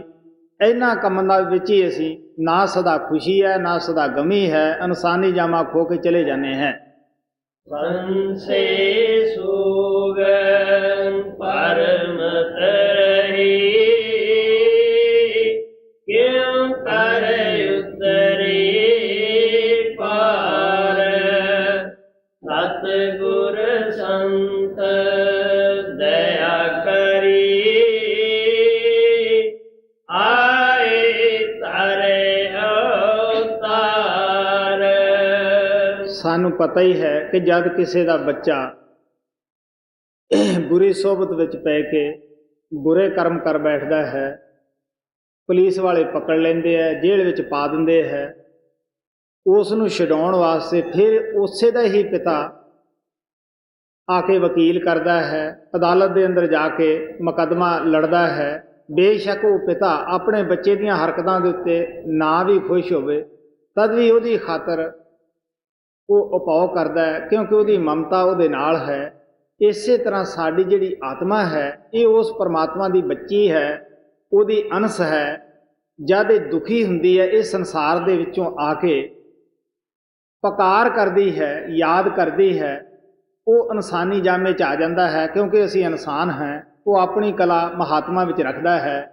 ਅਗਰ ਉਹ ਦੇਵਤਾ ਬਣ ਕੇ ਫਰਿਸ਼ਤਾ ਬਣ ਕੇ ਆਉਂਦਾ, ਅਸੀਂ ਉਸ ਨੂੰ ਦੇਖ ਨਾ ਸਕਦੇ, ਅਸੀਂ ਕਿਸ ਤਰ੍ਹਾਂ ਫਾਇਦਾ ਉਠਾ ਸਕਦੇ ਸੀਗੇ। ਅਗਰ ਉਹ ਪਸ਼ੂ ਪੰਛੀ ਦੇ ਵਿੱਚ ਆਪਣੀ ਕਲਾ ਰੱਖਦਾ, ਅਸੀਂ ਉਹਦੀ ਬੋਲੀ ਨਾ ਸਮਝ ਸਕਦੇ। ਇਸ ਵਾਸਤੇ ਸਾਡੇ ਵਰਗਾ ਇਨਸਾਨ ਬਣ ਕੇ ਆਉਂਦਾ ਹੈ। ਸਾਡੀ ਆਤਮਾ ਦੀ ਖਾਤਰ ਹੀ ਉਹ ਟੱਟੀ ਪਿਸ਼ਾਬ ਵਾਲਾ ਬਿਮਾਰੀਆਂ ਦਾ ਖੋਲ ਧਾਰਨ ਕਰਦਾ ਹੈ। ਇਸ ਵਾਸਤੇ ਆ ਪਿਆਰ ਦੇ ਨਾਲ ਕਹਿੰਦੇ ਹੈ ਕਿ ਉਹ ਮਾਲਕ ਦੇ ਪਿਆਰੇ ਨੂੰ ਕੋਈ ਗਰਜ ਨਹੀਂ ਹੁੰਦੀ ਇਸ ਸੰਸਾਰ ਵਿੱਚ ਕਿ ਮੈਂ ਇਹ ਸੰਸਾਰ ਦੇ ਵਿੱਚ ਕੋਈ ਮਾਨ ਵਡਿਆਈ ਲੈਣ ਵਾਸਤੇ ਆਉਂਦੇ ਹੈ ਜਾਂ ਦੁਨੀਆ ਦੀ ਤਰ੍ਹਾਂ ਉਹ ਫਸਣ ਵਾਸਤੇ ਆਉਂਦੇ ਹੈ। ਨਹੀਂ, ਉਹਨਾਂ ਦਾ ਮਤਲਬ ਹੁੰਦਾ ਹੈ ਕਿ ਸਾਡੇ ਅੱਗੇ ਪਰਮਾਤਮਾ ਦੇ ਮਿਲਣ ਦਾ ਚੰਗੇ ਤੋਂ ਚੰਗਾ ਨਕਸ਼ਾ ਉਹ ਪੇਸ਼ ਕਰਦੇ ਹਨ। ਸੌਖੇ ਤੋਂ ਸੌਖੇ ਲਫ਼ਜ਼ ਦੱਸਦੇ ਹੈ ਬੋਲ ਕੇ ਕਿ ਇਹਨਾਂ ਦੇ ਸਮਝ ਵਿੱਚ ਆ ਜਾਣ। ਕਮ ਸੇ ਕਮ ਇਹਨਾਂ ਦਾ ਮਨ ਕਿਸੇ ਲਫ਼ਜ਼ ਨਾਲ ਤਾਂ ਠੋਕਰ ਖਾ ਕੇ ਪਰਮਾਤਮਾ ਦੀ ਤਰਫ ਲੱਗੇ, ਕਿਤੇ ਤਾਂ ਇਹਨਾਂ ਨੂੰ ਪਤਾ ਲੱਗੇ ਕਿ ਅਸੀਂ ਗਲਤ ਚੱਲ ਰਹੇ ਹਾਂ। ਸੱਚਾ ਕੰਮ ਕਿਹੜਾ ਹੈ? ਉਹ ਸਤਿਗੁਰੂ ਦਾ ਪਿਆਰ, ਸਤਿਗੁਰੂ ਦੀ ਭਗਤੀ ਹੈ। ਸੋ ਇਸ ਵਾਸਤੇ ਆ ਪਿਆਰ ਦੇ ਨਾਲ ਦੱਸਦੇ ਆ ਕਿ सतगुरु संत दया करी। ਉਹਨਾਂ ਨੇ ਦਇਆ ਕੀਤੀ, ਉਸ ਪਰਮਾਤਮਾ ਨੇ ਖੁਦ ਹੀ ਇਨਸਾਨ ਬਣ ਕੇ ਇਨਸਾਨਾਂ ਵਿੱਚ ਆ ਗਿਆ। ਕਦੇ ਉਹ ਕਬੀਰ ਬਣ ਕੇ ਆਉਂਦਾ ਹੈ, ਕਦੇ ਨਾਨਕ ਬਣ ਕੇ ਆਉਂਦਾ ਹੈ, ਕਦੇ ਕਿਸੇ ਚੋਲੇ ਵਿੱਚ ਆਉਂਦਾ, ਕਦੇ ਕਿਸੇ ਚੋਲੇ ਵਿੱਚ ਆਉਂਦਾ ਹੈ। ਗੁਰੂ ਸਾਹਿਬ ਕਹਿੰਦੇ ਆ ਜੋ ਤੋ ਹੈ ਜੋ ਤੋ ਹੈ ਸ਼ਉ ਕਾਇਆ ਹੋਰ ਪਲਟੀ ਹੈ। ਸਿਰਫ ਕਾਇਆ ਹੀ ਬਦਲਦੇ ਹੈ, ਸਰੀਰ ਕਰਕੇ ਨਾਂ ਬਦਲ ਜਾਂਦਾ ਹੈ। ਜਿੱਥੇ ਪੈਦਾ ਹੁੰਦੇ ਆ ਕਦੇ ਕੋਈ ਨਾਮ ਪੈ ਜਾਂਦਾ, ਕਦੇ ਕੋਈ ਪੈ ਜਾਂਦਾ ਹੈ। ਜੋਤ ਵੀ ਉਹ ਹੈ, ਜੁਗਤ ਵੀ ਉਹ ਹੈ। ਕਿਸੇ ਮਹਾਤਮਾ ਦੀ ਬਾਣੀ ਪੜ੍ਹ ਕੇ ਦੇਖ ਲਓ, ਹਰ ਇੱਕ ਮਹਾਤਮਾ ਨੇ ਇਹੀ ਦੱਸਿਆ ਕਿ ਸੰਸਾਰ ਸਮੁੰਦਰ ਤੋਂ ਅਗਰ ਤੁਸੀਂ ਤਰਨਾ ਹੈ ਤਾਂ ਸੁਰਤ ਸ਼ਬਦ ਦੇ ਅਭਿਆਸ ਨਾਲ ਤਰ ਸਕਦੇ ਹੋ। ਉਹ ਪਰਮਾਤਮਾ ਅੰਦਰ ਹੈ। ਅਗਰ ਕੋਈ ਸੱਚੇ ਤੋਂ ਸੱਚਾ ਮੰਦਰ ਹੈ ਜਾਂ ਗੁਰਦੁਆਰਾ ਹੈ ਜਾਂ ਠਾਕਰ ਦੁਆਰਾ ਹੈ, ਉਹ ਤੁਹਾਡੀ ਦੇਹ ਔਰ ਵਜੂਦ ਹੈ। ਗੁਰੂ ਅਮਰਦੇਵ ਜੀ ਮਹਾਰਾਜ ਕਹਿੰਦੇ ਹੈ, ਹਰ ਮੰਦਰੇ ਉਹ ਸਰੀਰ ਹੈ ਗਿਆਨ ਰਤਨ ਪ੍ਰਗਟ ਹੋਏ। ਭਰਾਵਾ ਜਦੋਂ ਵੀ ਤੂੰ ਸਰੀਰ ਦੇ ਅੰਦਰ ਜਾਵੇਂਗਾ ਤਾਂ ਹੀ ਮਾਲਕ ਦੇ ਮਿਲਣ ਦਾ ਗਿਆਨ ਤੈਨੂੰ ਹਾਸਲ ਹੋਏਗਾ। ਬਾਹਰ ਕੀ ਤੈਨੂੰ ਮਿਲਣਾ ਹੈ? ਜਿੰਨਾ ਚਿਰ ਮਰਜ਼ੀ ਤੂੰ ਬਾਹਰ ਤੁਰਿਆ ਫਿਰ, ਕਦੇ ਵੀ ਤੈਨੂੰ ਬਾਹਰੋਂ ਕੁਝ ਨਹੀਂ ਮਿਲੇਗਾ। ਉਹ ਮਹਾਤਮਾ ਸਾਨੂੰ ਦੱਸਦੇ ਹੈ ਕਿ ਜਿਸ ਤਰ੍ਹਾਂ ਬਰਫ਼, ਪਾਣੀ, ਭਾਪ ਦੇਖਣ ਵਿੱਚ ਇੱਕ ਹੁੰਦੀ ਹੈ, ਲੇਕਿਨ ਜੇ ਸਾਨੂੰ ਕੋਈ ਸਮਝਾਵੇ ਕਿ ਇੱਕ ਹੈ, ਥੋੜੇ ਕੀਤਿਆਂ ਸਾਡੀ ਸਮਝ ਨਹੀਂ ਆਏਗੀ। ਜਦ ਤੱਕ ਉਹ ਬਰਫ਼ ਨੂੰ ਪਿਘਲਾ ਕੇ ਪਾਣੀ ਨਾ ਬਣਾਵੇ ਔਰ ਪਾਣੀ ਨੂੰ ਭਾਪ ਬਣਾ ਕੇ ਫੇਰ ਉਡਾ ਕੇ ਬਰਫ਼ ਨਾ ਬਣਾਵੇ, ਹੈ ਸਭ ਕੁਝ ਪਾਣੀ ਦਾ ਹੀ। ਫਿਰ ਇਸ ਵਾਸਤੇ ਉਹ ਕਹਿੰਦੇ ਆ ਕਿ ਤੇਰੀ ਆਤਮਾ ਉਸ ਪਰਮਾਤਮਾ ਦੀ ਅੰਸ਼ ਹੈ। ਆ ਤੈਨੂੰ ਅਸੀਂ ਜੁਗਤੀ ਦਸੀਏ, ਤੂੰ ਮਿਹਨਤ ਕਰ। ਅੰਦਰ ਜਾ ਕੇ ਖੁਦ ਹੀ ਦੇਖ ਸਕਦਾ ਹੈ ਕਿ ਉਹ ਪਰਮਾਤਮਾ ਤੇਰੀ ਜਾਇਦਾਦ ਹੈ, ਸੱਚਖੰਡ ਤੇਰਾ ਘਰ ਹੈ, ਸਤਨਾਮ ਤੇਰੀ ਕੌਮ ਹੈ। ਜੀ सतगुरु संत दया करी आए तर अवतार बहु विद्या समझावई मार्ग शब्द पुकार। ਸੰਤ ਮਹਾਤਮਾ ਮੈਂ ਉੱਪਰ ਦੱਸਿਆ ਸੀ ਕਿ ਹਰ ਤਰੀਕੇ ਨਾਲ ਬੜੇ ਪਿਆਰ ਨਾਲ ਉਹ ਸਮਝਾਉਂਦੇ ਹੈ। ਸੁਰਤ ਸ਼ਬਦ ਦੇ ਅਭਿਆਸ ਦੇ ਮੁਤਲਕ ਉਹ ਦੱਸਦੇ ਹੈ। ਸੁਰਤ ਸ਼ਬਦ ਤੋਂ ਭਾਵ ਆਤਮਾ ਦਾ ਪਰਮਾਤਮਾ ਨਾਲ ਜੋੜ ਕਰਨਾ। ਆਤਮਾ ਵੀ ਅੰਦਰ ਹੈ, ਪਰਮਾਤਮਾ ਵੀ ਅੰਦਰ ਹੈ। ਮਹਾਰਾਜ ਸਾਵਣ ਸਿੰਘ ਕਹਿੰਦੇ ਹੁੰਦੇ ਸੀ ਕਿ ਜਿਸ ਤਰ੍ਹਾਂ ਇੱਕ ਕਮਰਾ ਹੈ, ਉਸ ਦੇ ਅੰਦਰ ਬਹੁਤ ਸਾਰੀਆਂ ਬੈਟਰੀਆਂ ਔਰ ਰੇਡੀਓ ਪਏ ਹਨ। ਉਹਨਾਂ ਰੇਡੀਓਆਂ ਦਾ ਕਿਸੇ ਬੈਟਰੀ ਨਾਲ ਕਨੈਕਸ਼ਨ ਨਹੀਂ। ਉਹ ਕਿਸੇ ਵੀ ਮੁਲਕ ਦੀਆਂ ਖਬਰਾਂ ਨਹੀਂ ਸੁਣਦੇਗੇ, ਭਾਵੇਂ ਤੁਸੀਂ ਸਾਰਾ ਦਿਨ ਉਹਨਾਂ ਦੇ ਕੋਲੇ ਬੈਠੇ ਰਹੋ। ਅਗਰ ਕੋਈ ਜਾਣਕਾਰ ਆਦਮੀ ਆਉਂਦਾ ਹੈ, ਉਹਨਾਂ ਬੈਟਰੀਆਂ ਦਾ ਉਸ ਰੇਡੀਓ ਦੇ ਨਾਲ ਕੰਟੈਕਟ ਕਰ ਦਿੰਦਾ ਹੈ। ਜਿਸ ਵੀ ਮੁਲਕ ਦੀਆਂ ਚਾਹੇ ਅਸੀਂ ਖਬਰਾਂ ਸੁਣ ਸਕਦੇ ਹਾਂ। ਇਸੇ ਤਰ੍ਹਾਂ ਅਸੀਂ ਮਹਾਤਮਾ ਕੋਲੇ ਕਿਉਂ ਜਾਣਾ ਹੈ ਕਿ ਸਾਡੀਆਂ ਬੈਟਰੀਆਂ ਉਸ ਪਰਮਾਤਮਾ ਨਾਲ ਜੁੜੀਆਂ ਹੋਈਆਂ ਨਹੀਂ, ਮਹਾਤਮਾ ਦੀ ਜੁੜੀ ਹੈ। ਉਹ ਸਾਡੀ ਜੋੜ ਦਿੰਦਾ ਹੈ। ਇਸ ਵਾਸਤੇ ਅਸੀਂ ਕੋਈ ਉਹਦੇ ਨਾਲ ਰਿਸ਼ਤਾ ਜਾਂ ਨਾਤਾ ਨਹੀਂ ਕਰਨਾਗਾ, ਭਾਵੇਂ ਉਹ ਕਿਸੇ ਵੀ ਜਾਤੀ ਦਾ ਕਿਉਂ ਨਹੀਂ ਗਾ। ਇਸ ਵਾਸਤੇ ਕਬੀਰ ਸਾਹਿਬ ਕਹਿੰਦੇ ਹੈ, ਮਹਾਤਮਾ ਤੋਂ ਗਿਆਨ ਪੁੱਛੋ। ਤੁਸੀਂ ਮਿਆਨ ਦੀ ਤਰਫ ਨਾ ਦੇਖੋ, ਬਾਡੀ ਦੀ ਤਰਫ ਨਾ ਦੇਖੋ। ਅਸੀਂ ਸਕੂਲਾਂ ਕਾਲਜਾਂ ਦੇ ਵਿੱਚ ਜਾਂਦੇ ਹਾਂ, ਅਸੀਂ ਕਦੇ ਉੱਥੇ ਇਹ ਇਤਰਾਜ਼ ਨਹੀਂ ਕੀਤਾ ਕਿ ਇਹ ਹਿੰਦੂ ਹੈ ਟੀਚਰ, ਅਸੀਂ ਨਹੀਂ ਇਸ ਤੋਂ ਪੜ੍ਹਦੇ, ਜਾਂ ਇਹ ਮੁਸਲਮਾਨ ਟੀਚਰ ਹੈ ਅਸੀਂ ਇਸ ਤੋਂ ਨਹੀਂ ਪੜ੍ਹਦੇਗੇ, ਇਹ ਸਿੱਖ ਹੈ ਇਸ ਤੋਂ ਨਹੀਂ ਪੜ੍ਹਦੇਗੇ। ਅਸੀਂ ਉਸ ਟੀਚਰ ਤੋਂ ਕੀ ਲੈਣਾ ਹੈ? ਅਸੀਂ ਤਾਂ ਵਿੱਦਿਆ ਲੈਣੀ ਹੈ, ਸਾਡਾ ਤਾਂ ਮਤਲਬ ਵਿੱਦਿਆ ਦੇ ਨਾਲ ਹੈ। ਇਸੇ ਤਰ੍ਹਾਂ ਸੰਤਾਂ ਮਹਾਤਮਾ ਨੇ ਸਾਨੂੰ ਨਾਮ ਦੇਣਾ ਹੈ, ਕੋਈ ਅਸੀਂ ਉਹਨਾਂ ਨਾਲ ਰਿਸ਼ਤਾ ਨਾਤਾ ਨਹੀਂ ਕਰਨਾ, ਕੋਈ ਖਾਣਾ ਨਹੀਂ ਗਾ। ਇਸ ਵਾਸਤੇ ਤਾਂ ਨਾਮ ਸ਼ਬਦ ਦੀ ਕਮਾਈ ਲੈਣੀ ਹੈ। ਸੋ ਇਸ ਵਾਸਤੇ ਆ ਪਿਆਰ ਨਾਲ ਕਹਿੰਦੇ ਆ। ਉਹ ਹਰ ਤਰੀਕੇ ਨਾਲ ਸਮਝਾਉਂਦੇ ਹੈ। ਇੱਕ ਇੱਕ ਗੱਲ ਦੇ ਉੱਤੇ ਕਈ ਕਈ ਮਿਸਾਲਾਂ ਦੇ ਕੇ ਸਮਝਾਉਂਦੇ ਆ। ਕਹਾਣੀਆਂ ਪਾਉਣ ਦਾ ਉਹਨਾਂ ਦਾ ਇਹੀ ਮਤਲਬ ਹੁੰਦਾ ਹੈ ਕਿ ਕਿਵੇਂ ਨਾ ਕਿਵੇਂ ਜੀ ਉਸ ਸੁਰਤ ਸ਼ਬਦ ਦੇ ਅਭਿਆਸ ਨੂੰ ਕਰਨ ਲੱਗ ਜਾਣ। ਜੀ ਬਹੁ ਵਿਦਿਆ ਸਮਝਾਵਈ ਮਾਰਗ ਸ਼ਬਦ ਪੁਕਾਰ। ਕਾਲ ਬਿਛਾਇਆ ਜਾਲ ਅਸ ਗੁਪਤ ਕੀਆ ਮਤ ਸਾ ਅਗਰ ਮਹਾਤਮਾ ਇੱਕ ਭਰਮ ਕੱਢਦੇ ਹੈ ਤੇ ਮਨ 20-25 ਹੋਰ ਪਾ ਦਿੰਦਾ ਹੈ। ਸੁਰਤ ਸ਼ਬਦ ਦਾ ਅਭਿਆਸ ਸੰਤ ਮਹਾਤਮਾ ਚਾਲੂ ਕਰਦੇ ਹੈ। ਇਹ ਫਿਰ ਉਹਨਾਂ ਦੇ ਜਾਣ ਤੋਂ ਬਾਅਦ ਉਸ ਮਤ ਨੂੰ, ਉਸ ਰਸਤੇ ਨੂੰ ਛੁਪਾ ਲੈਂਦਾ ਹੈ। ਇਸ ਕਿਸਮ ਦੇ ਭਰਮ ਇਹ ਪਾ ਦਿੰਦਾ ਹੈ। ਆਮ ਤੌਰ ਦੇ ਉੱਤੇ ਜਨਤਾ ਨੂੰ ਬਾਹਰਮੁਖੀ ਕਰ ਦਿੰਦਾ ਹੈ, ਕਰਮਕਾਂਡ ਦੇ ਵਿੱਚ ਫਸਾ ਦਿੰਦਾ ਹੈ, ਗਿਰੀ ਤੋਂ ਧਿਆਨ ਹਟਾ ਕੇ ਸ਼ਿਰਕੇ ਦੇ ਉੱਤੇ ਲਾ ਦਿੰਦਾ ਹੈ ਜੀ। ਆਲ ਵਿਛਾਇਆ ਜਾਲ ਅਸ ਉਪਤ ਕੀਆ ਮਤ ਸਾਰ ਕਰਮ ਪਰਮ ਪਾਖੰਡ ਕਾ ਕੀਨਾ ਬਹੁਤ ਪਸਾਰ। ਅੱਜ ਤੁਸੀਂ ਕਲਯੁਗ ਦੇ ਵਿੱਚ ਦੇਖ ਸਕਦੇ ਹੋ, ਘਰ ਘਰ ਮੰਦਰ ਹੈ, ਘਰ ਘਰ ਠਾਕਰ ਦੁਆਰੇ ਬਣੇ ਹੋਏ ਆ, ਘਰ ਘਰ ਮਸੀਤਾਂ ਬਣੀਆਂ ਹੋਈਆਂ ਹਨ। ਤੁਸੀਂ ਸੋਚ ਕੇ ਦੇਖ ਲਓ, ਕੋਈ ਕਰਮਕਾਂਡ ਦੀ ਕਮੀ ਨਹੀਂ। ਲੇਕਿਨ ਅੱਜ ਦਾ ਇਨਸਾਨ ਜਿਹੜਾ ਹੈ ਵੱਧ ਤੋਂ ਵੱਧ ਸਹਿਮਿਆ ਹੋਇਆ ਹੈ, ਵੱਧ ਤੋਂ ਵੱਧ ਪਰੇਸ਼ਾਨ ਹੈ, ਵੱਧ ਤੋਂ ਵੱਧ ਬੇਇਤਫਾਕੀ ਹੈ। ਇੱਕ ਕੌਮ ਦੂਸਰੇ ਤੇ ਚਿੱਕੜ ਸਿੱਟਣ ਤੇ ਤੁਲੀ ਹੋਈ ਹੈ।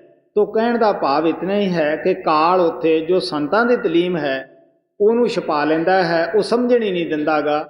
ਉੱਥੇ ਕੀ ਹੈ ਕਿ ਕਰਮਕਾਂਡ ਕੀਤਾ, ਘਰੇ ਆ ਗਏ, ਮੱਥਾ ਟੇਕਿਆ, ਘਰੇ ਆ ਗਏ। ਮਹਾਤਮਾ ਸਾਨੂੰ ਦੱਸਦੇ ਹੈ, ਪੜ੍ਹਿਆ ਇਲਮ ਅਮਲ ਨਾ ਕੀਤਾ, ਪੜ੍ਹਿਆ ਫੇਰ ਪੜ੍ਹਾਇਆ ਕੀ, ਆਦਤ ਖੋਟੀ ਨਾ ਗੁਆਈ, ਮੱਥਾ ਫੇਰ ਘਸਾਇਆ ਕੀ।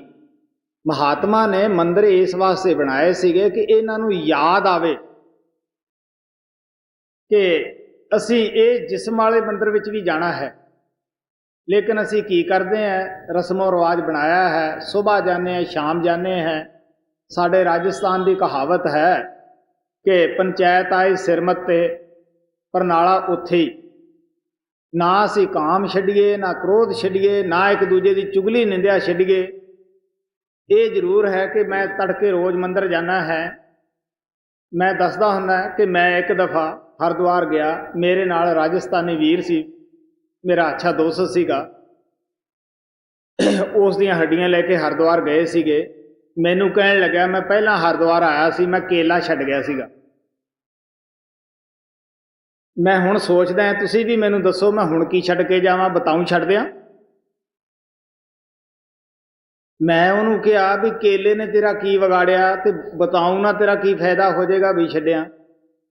ਤੂੰ ਪਾਪ ਕਰਨਾ ਛੱਡ ਦੇ, ਘੱਟ ਤੋਲਣਾ ਛੱਡ ਦੇ, ਕਿਉਂਕਿ ਉਹ ਸ਼ਾਹੂਕਾਰੇ ਦਾ ਕੰਮ ਕਰਦਾ ਸੀਗਾ।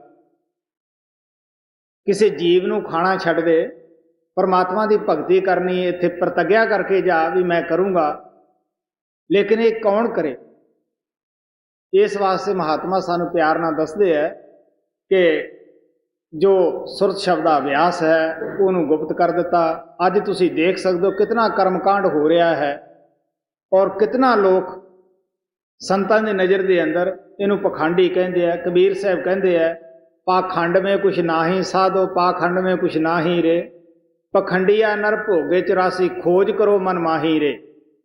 ਇਸ ਵਾਸਤੇ ਆਪ ਕਹਿੰਦੇ ਹੈ ਕਿ ਜੋ ਪਖੰਡ ਕਰਦਾ ਹੈ ਉਹ 84 ਦੇ ਅੰਦਰ ਜਾਂਦਾ ਹੈ। ਤੁਸੀਂ ਖੋਜ ਕੇ ਦੇਖ ਲਓ ਜੀ।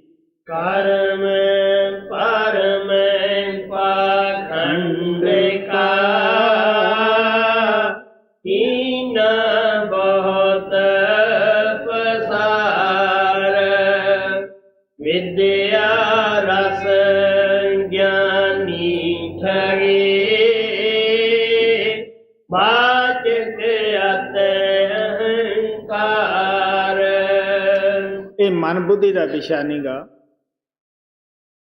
ਮਨ ਬੁੱਧੀ ਦੋਨੇ ਅਗਿਆਨੀ ਹਨ। ਜਿੱਥੇ ਮਨ ਬੁੱਧੀ ਦੀ ਹੱਦ ਖਤਮ ਹੋ ਜਾਂਦੀ ਹੈ, ਰੂਹਾਨੀਅਤ ਦੀ ਅਲਫਬੇ ਉੱਥੋਂ ਹੀ ਸ਼ੁਰੂ ਹੁੰਦੀ ਹੈ।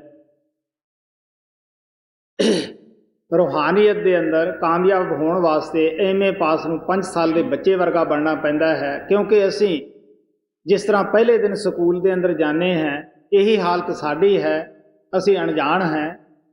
ਇਸ ਵਾਸਤੇ ਜਿਹੜਾ ਟੀਚਰ ਹੈ ਉਹ ਪਹਿਲੇ ਦਿਨ ਆਪਦੀ ਲਿਆਕਤ ਨਹੀਂ ਸਾਰੀ ਲਾਉਂਦਾ ਗਾ। ਅਗਰ ਬੱਚੇ ਨੂੰ ਕਵੇ ਤੇ ਉਹ ਘਬਰਾ ਜਾਂਦਾ ਹੈ ਕਿ ਮੈਂ ਕਿਵੇਂ 16 ਸਾਲ ਲਾ ਕੇ ਐਵੇਂ ਪਾਸ ਕਰੂ, ਇੰਨੀਆਂ ਕਿਤਾਬਾਂ ਕਿਵੇਂ ਪੜ੍ਹੂੰਗਾ।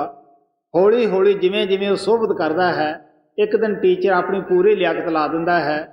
ਇਹੀ ਹਾਲਤ ਸੰਤਾਂ ਦਾ ਹੈ। ਜਿਵੇਂ ਜਿਵੇਂ ਸੇਵਕ ਕਮਾਈ ਕਰਦਾ ਹੈ, ਸੰਤ ਵੀ ਆਪਣੀ ਤਵੱਜੋ ਦਿੰਦੇ ਰਹਿੰਦੇ ਹੈ, ਕਿਉਂਕਿ ਉਹ ਨਾਮ ਦੇਣ ਵੇਲੇ ਇਸ ਕਿਸਮ ਦਾ ਅਰੇਂਜਮੈਂਟ ਕਰ ਦਿੰਦੇ ਹੈ ਕਿ ਜੀਵ ਤਰੱਕੀ ਵੀ ਕਰੇ ਔਰ ਆਪਣੇ ਕਰਮਾਂ ਦਾ ਭੁਗਤਾਨ ਵੀ ਨਾਲ ਨਾਲ ਕਰਦਾ ਰਹੇ। ਇਸ ਵਾਸਤੇ ਆਪ ਕਹਿੰਦੇ ਹੈ ਕਿ ਵਿਦਿਆ ਰਸ ਗਿਆਨੀ ਠੱਗੇ, ਬਾਚਕ ਅਤ ਹੰਕਾਰ। ਉਹਨਾਂ ਨੂੰ ਇਹ ਹੰਕਾਰ ਆ ਕਿ ਅਸੀਂ ਬੜੇ ਪੜ੍ਹੇ ਲਿਖੇ ਹਾਂ, ਇਹ ਘੱਟ ਪੜ੍ਹਿਆ ਹੈ, ਅਸੀਂ ਇਹਦੋਂ ਚੰਗਾ ਬੋਲ ਸਕਦੇ ਹਾਂ। ਉਹਨਾਂ ਦੇ ਅੰਦਰ ਇਸ ਕਿਸਮ ਦੇ ਹੀ ਸ਼ੰਕੇ ਉਤਪੰਨ ਹੁੰਦੇ ਰਹਿੰਦੇ ਹੈ ਜੀ। ਵਿਦਿਆ ਰਸ ਗਿਆਨੀ ਠਗੇ, ਬਾਚਕ ਅਤ ਹੰਕਾਰ। ਜੜ ਚੇਤਨ ਗ੍ਰੰਥੀ ਬੰਧੇ, ਹੋਤਾ ਕਰੇ ਵਿਚਾਰ। ਤੁਰਤ ਸ਼ਬਦ ਕੀ ਰਾਹ ਕੋ, ਕਰੇ ਨ ਅੰਗੀਕਾਰ। ਹੁਣ ਜਿਨ੍ਹਾਂ ਦੀਆਂ ਟੇਕਾਂ ਧਰਮ ਪੁਸਤਕਾਂ ਤੇ ਬੰਨੀਆਂ ਹੋਈਆਂ ਹਨ, ਉਹ ਸੁਰਤ ਸ਼ਬਦ ਦੇ ਅਭਿਆਸ ਨੂੰ ਮੰਨਣ ਵਾਸਤੇ ਤਿਆਰ ਹੀ ਨਹੀਂ ਗਏ। ਲੇਕਿਨ ਮਹਾਤਮਾ ਸਾਨੂੰ ਪਿਆਰ ਨਾਲ ਦੱਸਦੇ ਹੈ ਕਿ ਪੜ੍ਹੀਐ ਜੇਤੇ ਬਰਸ ਬਰਸ, ਪੜ੍ਹੀਐ ਜੇਤੇ ਮਾਸ, ਪੜ੍ਹੀਐ ਜੇਤੀ ਆਰਜਾ, ਪੜ੍ਹੀਐ ਜੇਤੇ ਸਾਸ। ਨਾਨਕ ਲੇਖੈ ਇੱਕ ਗੱਲ ਹੁਰ ਹੋਮੈ ਚਖਣ ਚਾਕ। ਸਾਰੇ ਮਹੀਨੇ ਪੜ੍ਹ ਲਓ, ਸਾਰੇ ਸਾਲ ਪੜ੍ਹ ਲਓ, ਸਾਹ ਸਾਹ ਨਾ ਪੜ੍ਹ ਲਓ, ਲੇਖੇ 'ਚ ਆਉਣ ਵਾਲੀ ਇੱਕੋ ਹੀ ਗੱਲ ਹੈ। ਅਗਰ ਸੁਰਤ ਸ਼ਬਦ ਨਾਲ ਲੱਗ ਗਈ ਤਾਂ ਬੇੜਾ ਪਾਰ ਹੈ, ਨਹੀਂ ਤਾਂ ਭਰਾਵਾ ਰਾਖ ਛਾਨਣ ਵਾਲੀ ਬਾਤ ਹੈ ਜੀ। ਤੁਰਤ ਸ਼ਬਦ ਕੀ ਰਾਹ ਕੋ, ਕਰੇ ਨ ਅੰਗੀਕਾਰ। ਮਨ ਬੈਰੀ ਧੋਖਾ ਦਿਆ, ਤਜੇ ਨ ਮੂਲ ਬੇਕਾਰ। ਇਨ ਕੀ ਸੰਗਤ ਮਤ ਕਰੋ, ये मारे केरा डार। ਹੁਣ ਕਹਿੰਦੇ ਹੈ ਕਿ ਸਾਡਾ ਦੁਨੀਆ 'ਚ ਕੋਈ ਦੁਸ਼ਮਣ ਨਹੀਂ, ਮਨ ਹੀ ਸਾਡਾ ਦੁਸ਼ਮਣ ਹੈ। ਇਹ ਅੰਦਰੋਂ ਹੀ ਭਰਮ ਪੈਦਾ ਕਰਦਾ ਹੈ, ਅੰਦਰੋਂ ਹੀ ਬੈਠਾ ਲੋਕਾਂ ਨਾਲ ਦੁਸ਼ਮਣੀਆਂ ਕਰਦਾ ਹੈ। ਕਹਿਣ ਲੱਗੇ ਕਿ ਐਸੇ ਦੀ ਗੱਲ ਮੰਨਣੀ ਚਾਹੀਦੀ ਹੈ, ਕਿ ਇਹਨਾਂ ਦੀ ਸੰਗਤ ਕਰਨੀ ਚਾਹੀਦੀ ਹੈ। ਕਹਿਣ ਲੱਗੇ ਨਹੀਂ, ਅਗਰ ਇਹਨਾਂ ਦੀ ਸੰਗਤ ਸੋਭਤ ਕਰੋਗੇ, ਇਹਨਾਂ ਨੇ ਤੁਹਾਨੂੰ ਕਾਲ ਦੀ ਨਗਰੀ ਵਿੱਚ ਲੈ ਜਾਣਾ ਹੈ। ਦੁਸ਼ਮਣ ਦੀ ਗੱਲ ਮੰਨਣ ਵਾਲਾ ਕਦੇ ਵੀ ਕਾਮਯਾਬ ਨਹੀਂ ਹੋ ਸਕਦਾਗਾ। ਇਨ ਕੀ ਸੰਗਤ ਮਤ ਕਰੋ, ये मारे केरा डार। खोजी कोई कोई होएगा,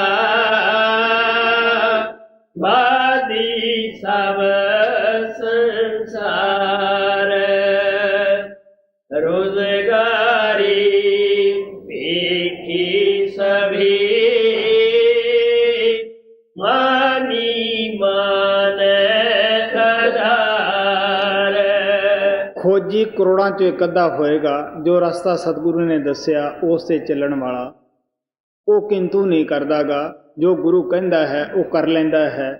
ਬਾਕੀ ਅਸੀਂ ਕੀ ਹੈ ਭੇਖ ਧਾਰਦੇ ਹਾਂ ਵੀ ਲੋਕ ਜ਼ਿਆਦੇ ਮੰਨਣ। ਮਹਾਤਮਾ ਦੱਸਦੇ ਆ, ਲੋਕ ਡਰਾਵਣ ਕਾਰਨੇ ਤੂੰ ਭੇਖ ਬਣਾਇਆ, ਨਿਰ ਉਦਮ ਟੁਕੜਾ ਖਾਵਣਾ ਬਾਬਾ ਨਾਮ ਧਰਾਇਆ। ਲੋਕਾਂ ਨੂੰ ਡਰਾਉਣ ਵਾਸਤੇ ਭੇਖ ਬਣਾ ਲੈਂਦੇ ਹਾਂ, ਪੇਟ ਵਾਸਤੇ ਭੇਖ ਬਣਾ ਲੈਂਦੇ ਹਾਂ। ਇਸ ਵਾਸਤੇ ਆਪ ਕਹਿੰਦੇ ਆ ਰੁਜ਼ਗਾਰ ਵਾਸਤੇ ਲੋਕ ਫਿਰਦੇ ਆ, ਉਹ ਕਿਸ ਤਰ੍ਹਾਂ ਪਾਰ ਹੋ ਸਕਦੇ ਹੈ।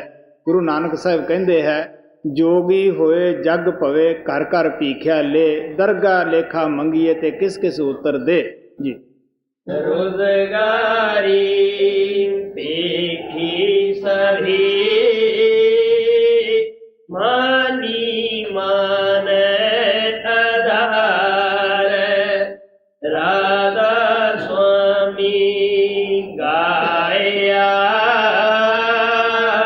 इनसे रहो होशियार, संत शरण दृढ़ कर गहो,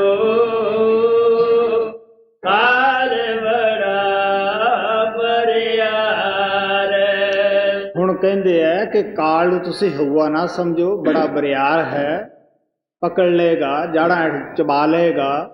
ਕਹਿਣ ਲੱਗੇ ਹੁਸ਼ਿਆਰ ਰਹੋ, ਗੁਰੂ ਦਾ ਨਾਮ ਮਿਲ ਗਿਆ ਹੈ। ਸਵਾਮੀ ਜੀ ਮਹਾਰਾਜ ਕਹਿੰਦੇ ਹੈ ਸਤਿਗੁਰ ਸ਼ਰਨ ਗਹੋ ਮੇਰੇ ਪਿਆਰੇ, ਕਰਮ ਜੁਗਾਤ ਚੁਕਾਏ। ਅਗਰ ਕਰਮਾਂ ਦਾ ਹਿਸਾਬ ਆਸਾਨੀ ਨਾਲ ਬੇਬਾਕ ਕਰਨਾ ਹੈ ਤਾਂ ਗੁਰੂ ਦੀ ਸ਼ਰਨ ਦੇ ਵਿੱਚ ਰਹੋ। ਗੁਰੂ ਨਾਨਕ ਸਾਹਿਬ ਕਹਿੰਦੇ ਹੈ ਜੇ ਜੀਆ ਡੰਡ ਕੋ ਲੈ ਨਾ ਜੁਗਾਤ, ਸਤਿਗੁਰ ਕਰ ਦੇਨੀ ਧੁਰਕੀ ਛਾਪ ਜੀ। ਸੰਤ ਸ਼ਰਨ ਦ੍ਰਿੜ ਕਰ ਗਓ, ਕਾਲ ਬੜਾ ਬਰਿਆਰ। ਸੁਰਤ ਨ ਪਾਵੀ ਸ਼ਬਦ ਰਸ, ਤਬ ਲਗ ਰਹੀ ਖੁਆਰ। ਤਾਂਦੇ ਸਤਿਗੁਰ ਸੰਗ ਕਰ, ਪਹੁੰਚੋ ਨਿਜ ਘਰ ਬਾਰ। ਇਸ ਵਾਸਤੇ ਆਪ ਕਹਿੰਦੇ ਆ ਜਿੰਨਾ ਚਿਰ ਸਾਡੀ ਆਤਮਾ ਸ਼ਬਦ ਦਾ ਰਸ ਪ੍ਰਾਪਤ ਨਹੀਂ ਕਰਦੀਗੀ, ਉਹਨਾਂ ਚਿਰ ਇਹਨੂੰ ਚੈਨ ਨਹੀਂ, ਸੁੱਖ ਨਹੀਂ, ਸ਼ਾਂਤੀ ਨਹੀਂ, ਖੁਆਰ ਫਿਰਦੀ ਹੁੰਦੀ ਹੈ। ਕਦੇ ਕਿਤੇ ਜਨਮ ਹੈ, ਕਦੇ ਕਿਤੇ ਜਨਮ ਹੈ। ਇਸ ਵਾਸਤੇ ਆਪ ਕਹਿੰਦੇ ਆ ਨਾਮ ਦੀ ਕਮਾਈ ਕਰਨ ਵਾਸਤੇ ਜ਼ਰੂਰੀ ਹੈ ਕਿ ਸਤਸੰਗ ਕਰਨਾ ਹੈ। ਸਤਸੰਗ ਪਾਰਸ ਦੀ ਵੱਟੀ ਕਰਕੇ ਮਹਾਤਮਾ ਨੇ ਬਿਆਨ ਕੀਤਾ ਹੈ। ਇੱਕ ਦਫਾ ਸੁਖਦੇਵ ਮੁਨੀ ਔਰ ਨਾਰਦ ਦੇ ਅੰਦਰ ਬਹਿਸ ਹੋਈ। ਇਹ ਪ੍ਰਾਣਾਂ ਦੇ ਅੰਦਰ ਕਥਾ ਆਉਂਦੀ ਹੈ। ਉਸ ਨੇ ਸਤਸੰਗ ਦੀ ਬੜੀ ਤਾਰੀਫ ਕੀਤੀ ਨਾਰਦ ਨੇ ਕਿ ਸਤਸੰਗ ਜਿਹੜੀ ਹੈ ਘੜੀ ਦੀ ਵੀ ਕਰੋੜਾਂ ਅਪਰਾਧ ਕੱਟ ਦਿੰਦੀ ਹੈ। ਲੇਕਿਨ ਸੁਖਦੇਵ ਮੁਨੀ ਬੜਾ ਤਪ ਕਰਦਾ ਸੀਗਾ। ਉਹ ਕਹਿਣ ਲੱਗਾ ਤਪ ਦੇ ਮੁਕਾਬਲੇ 'ਚ ਕੁਛ ਵੀ ਨਹੀਂ ਹੋ ਸਕਦਾਗਾ। ਉਹ ਵਿਸ਼ਨੂੰ ਭਗਵਾਨ ਦੇ ਪਾਸ ਗਏ ਆਪਣਾ ਨਿਆਂ ਕਰਾਉਣ ਵਾਸਤੇ। ਉਹ ਕਹਿਣ ਲੱਗਿਆ ਕਿ ਮੈਨੂੰ ਤਾਂ ਹਾਲ ਟਾਈਮ ਨਹੀਂਗਾ, ਤੁਸੀਂ ਸ਼ੇਸ਼ਨਾਗ ਕੋਲੇ ਚਲੇ ਜਾਓ। ਉਹਦੇ ਕੋਲੇ ਗਏ ਕਿ ਜੀ ਸਾਡਾ ਨਿਆਂ ਕਰੋ।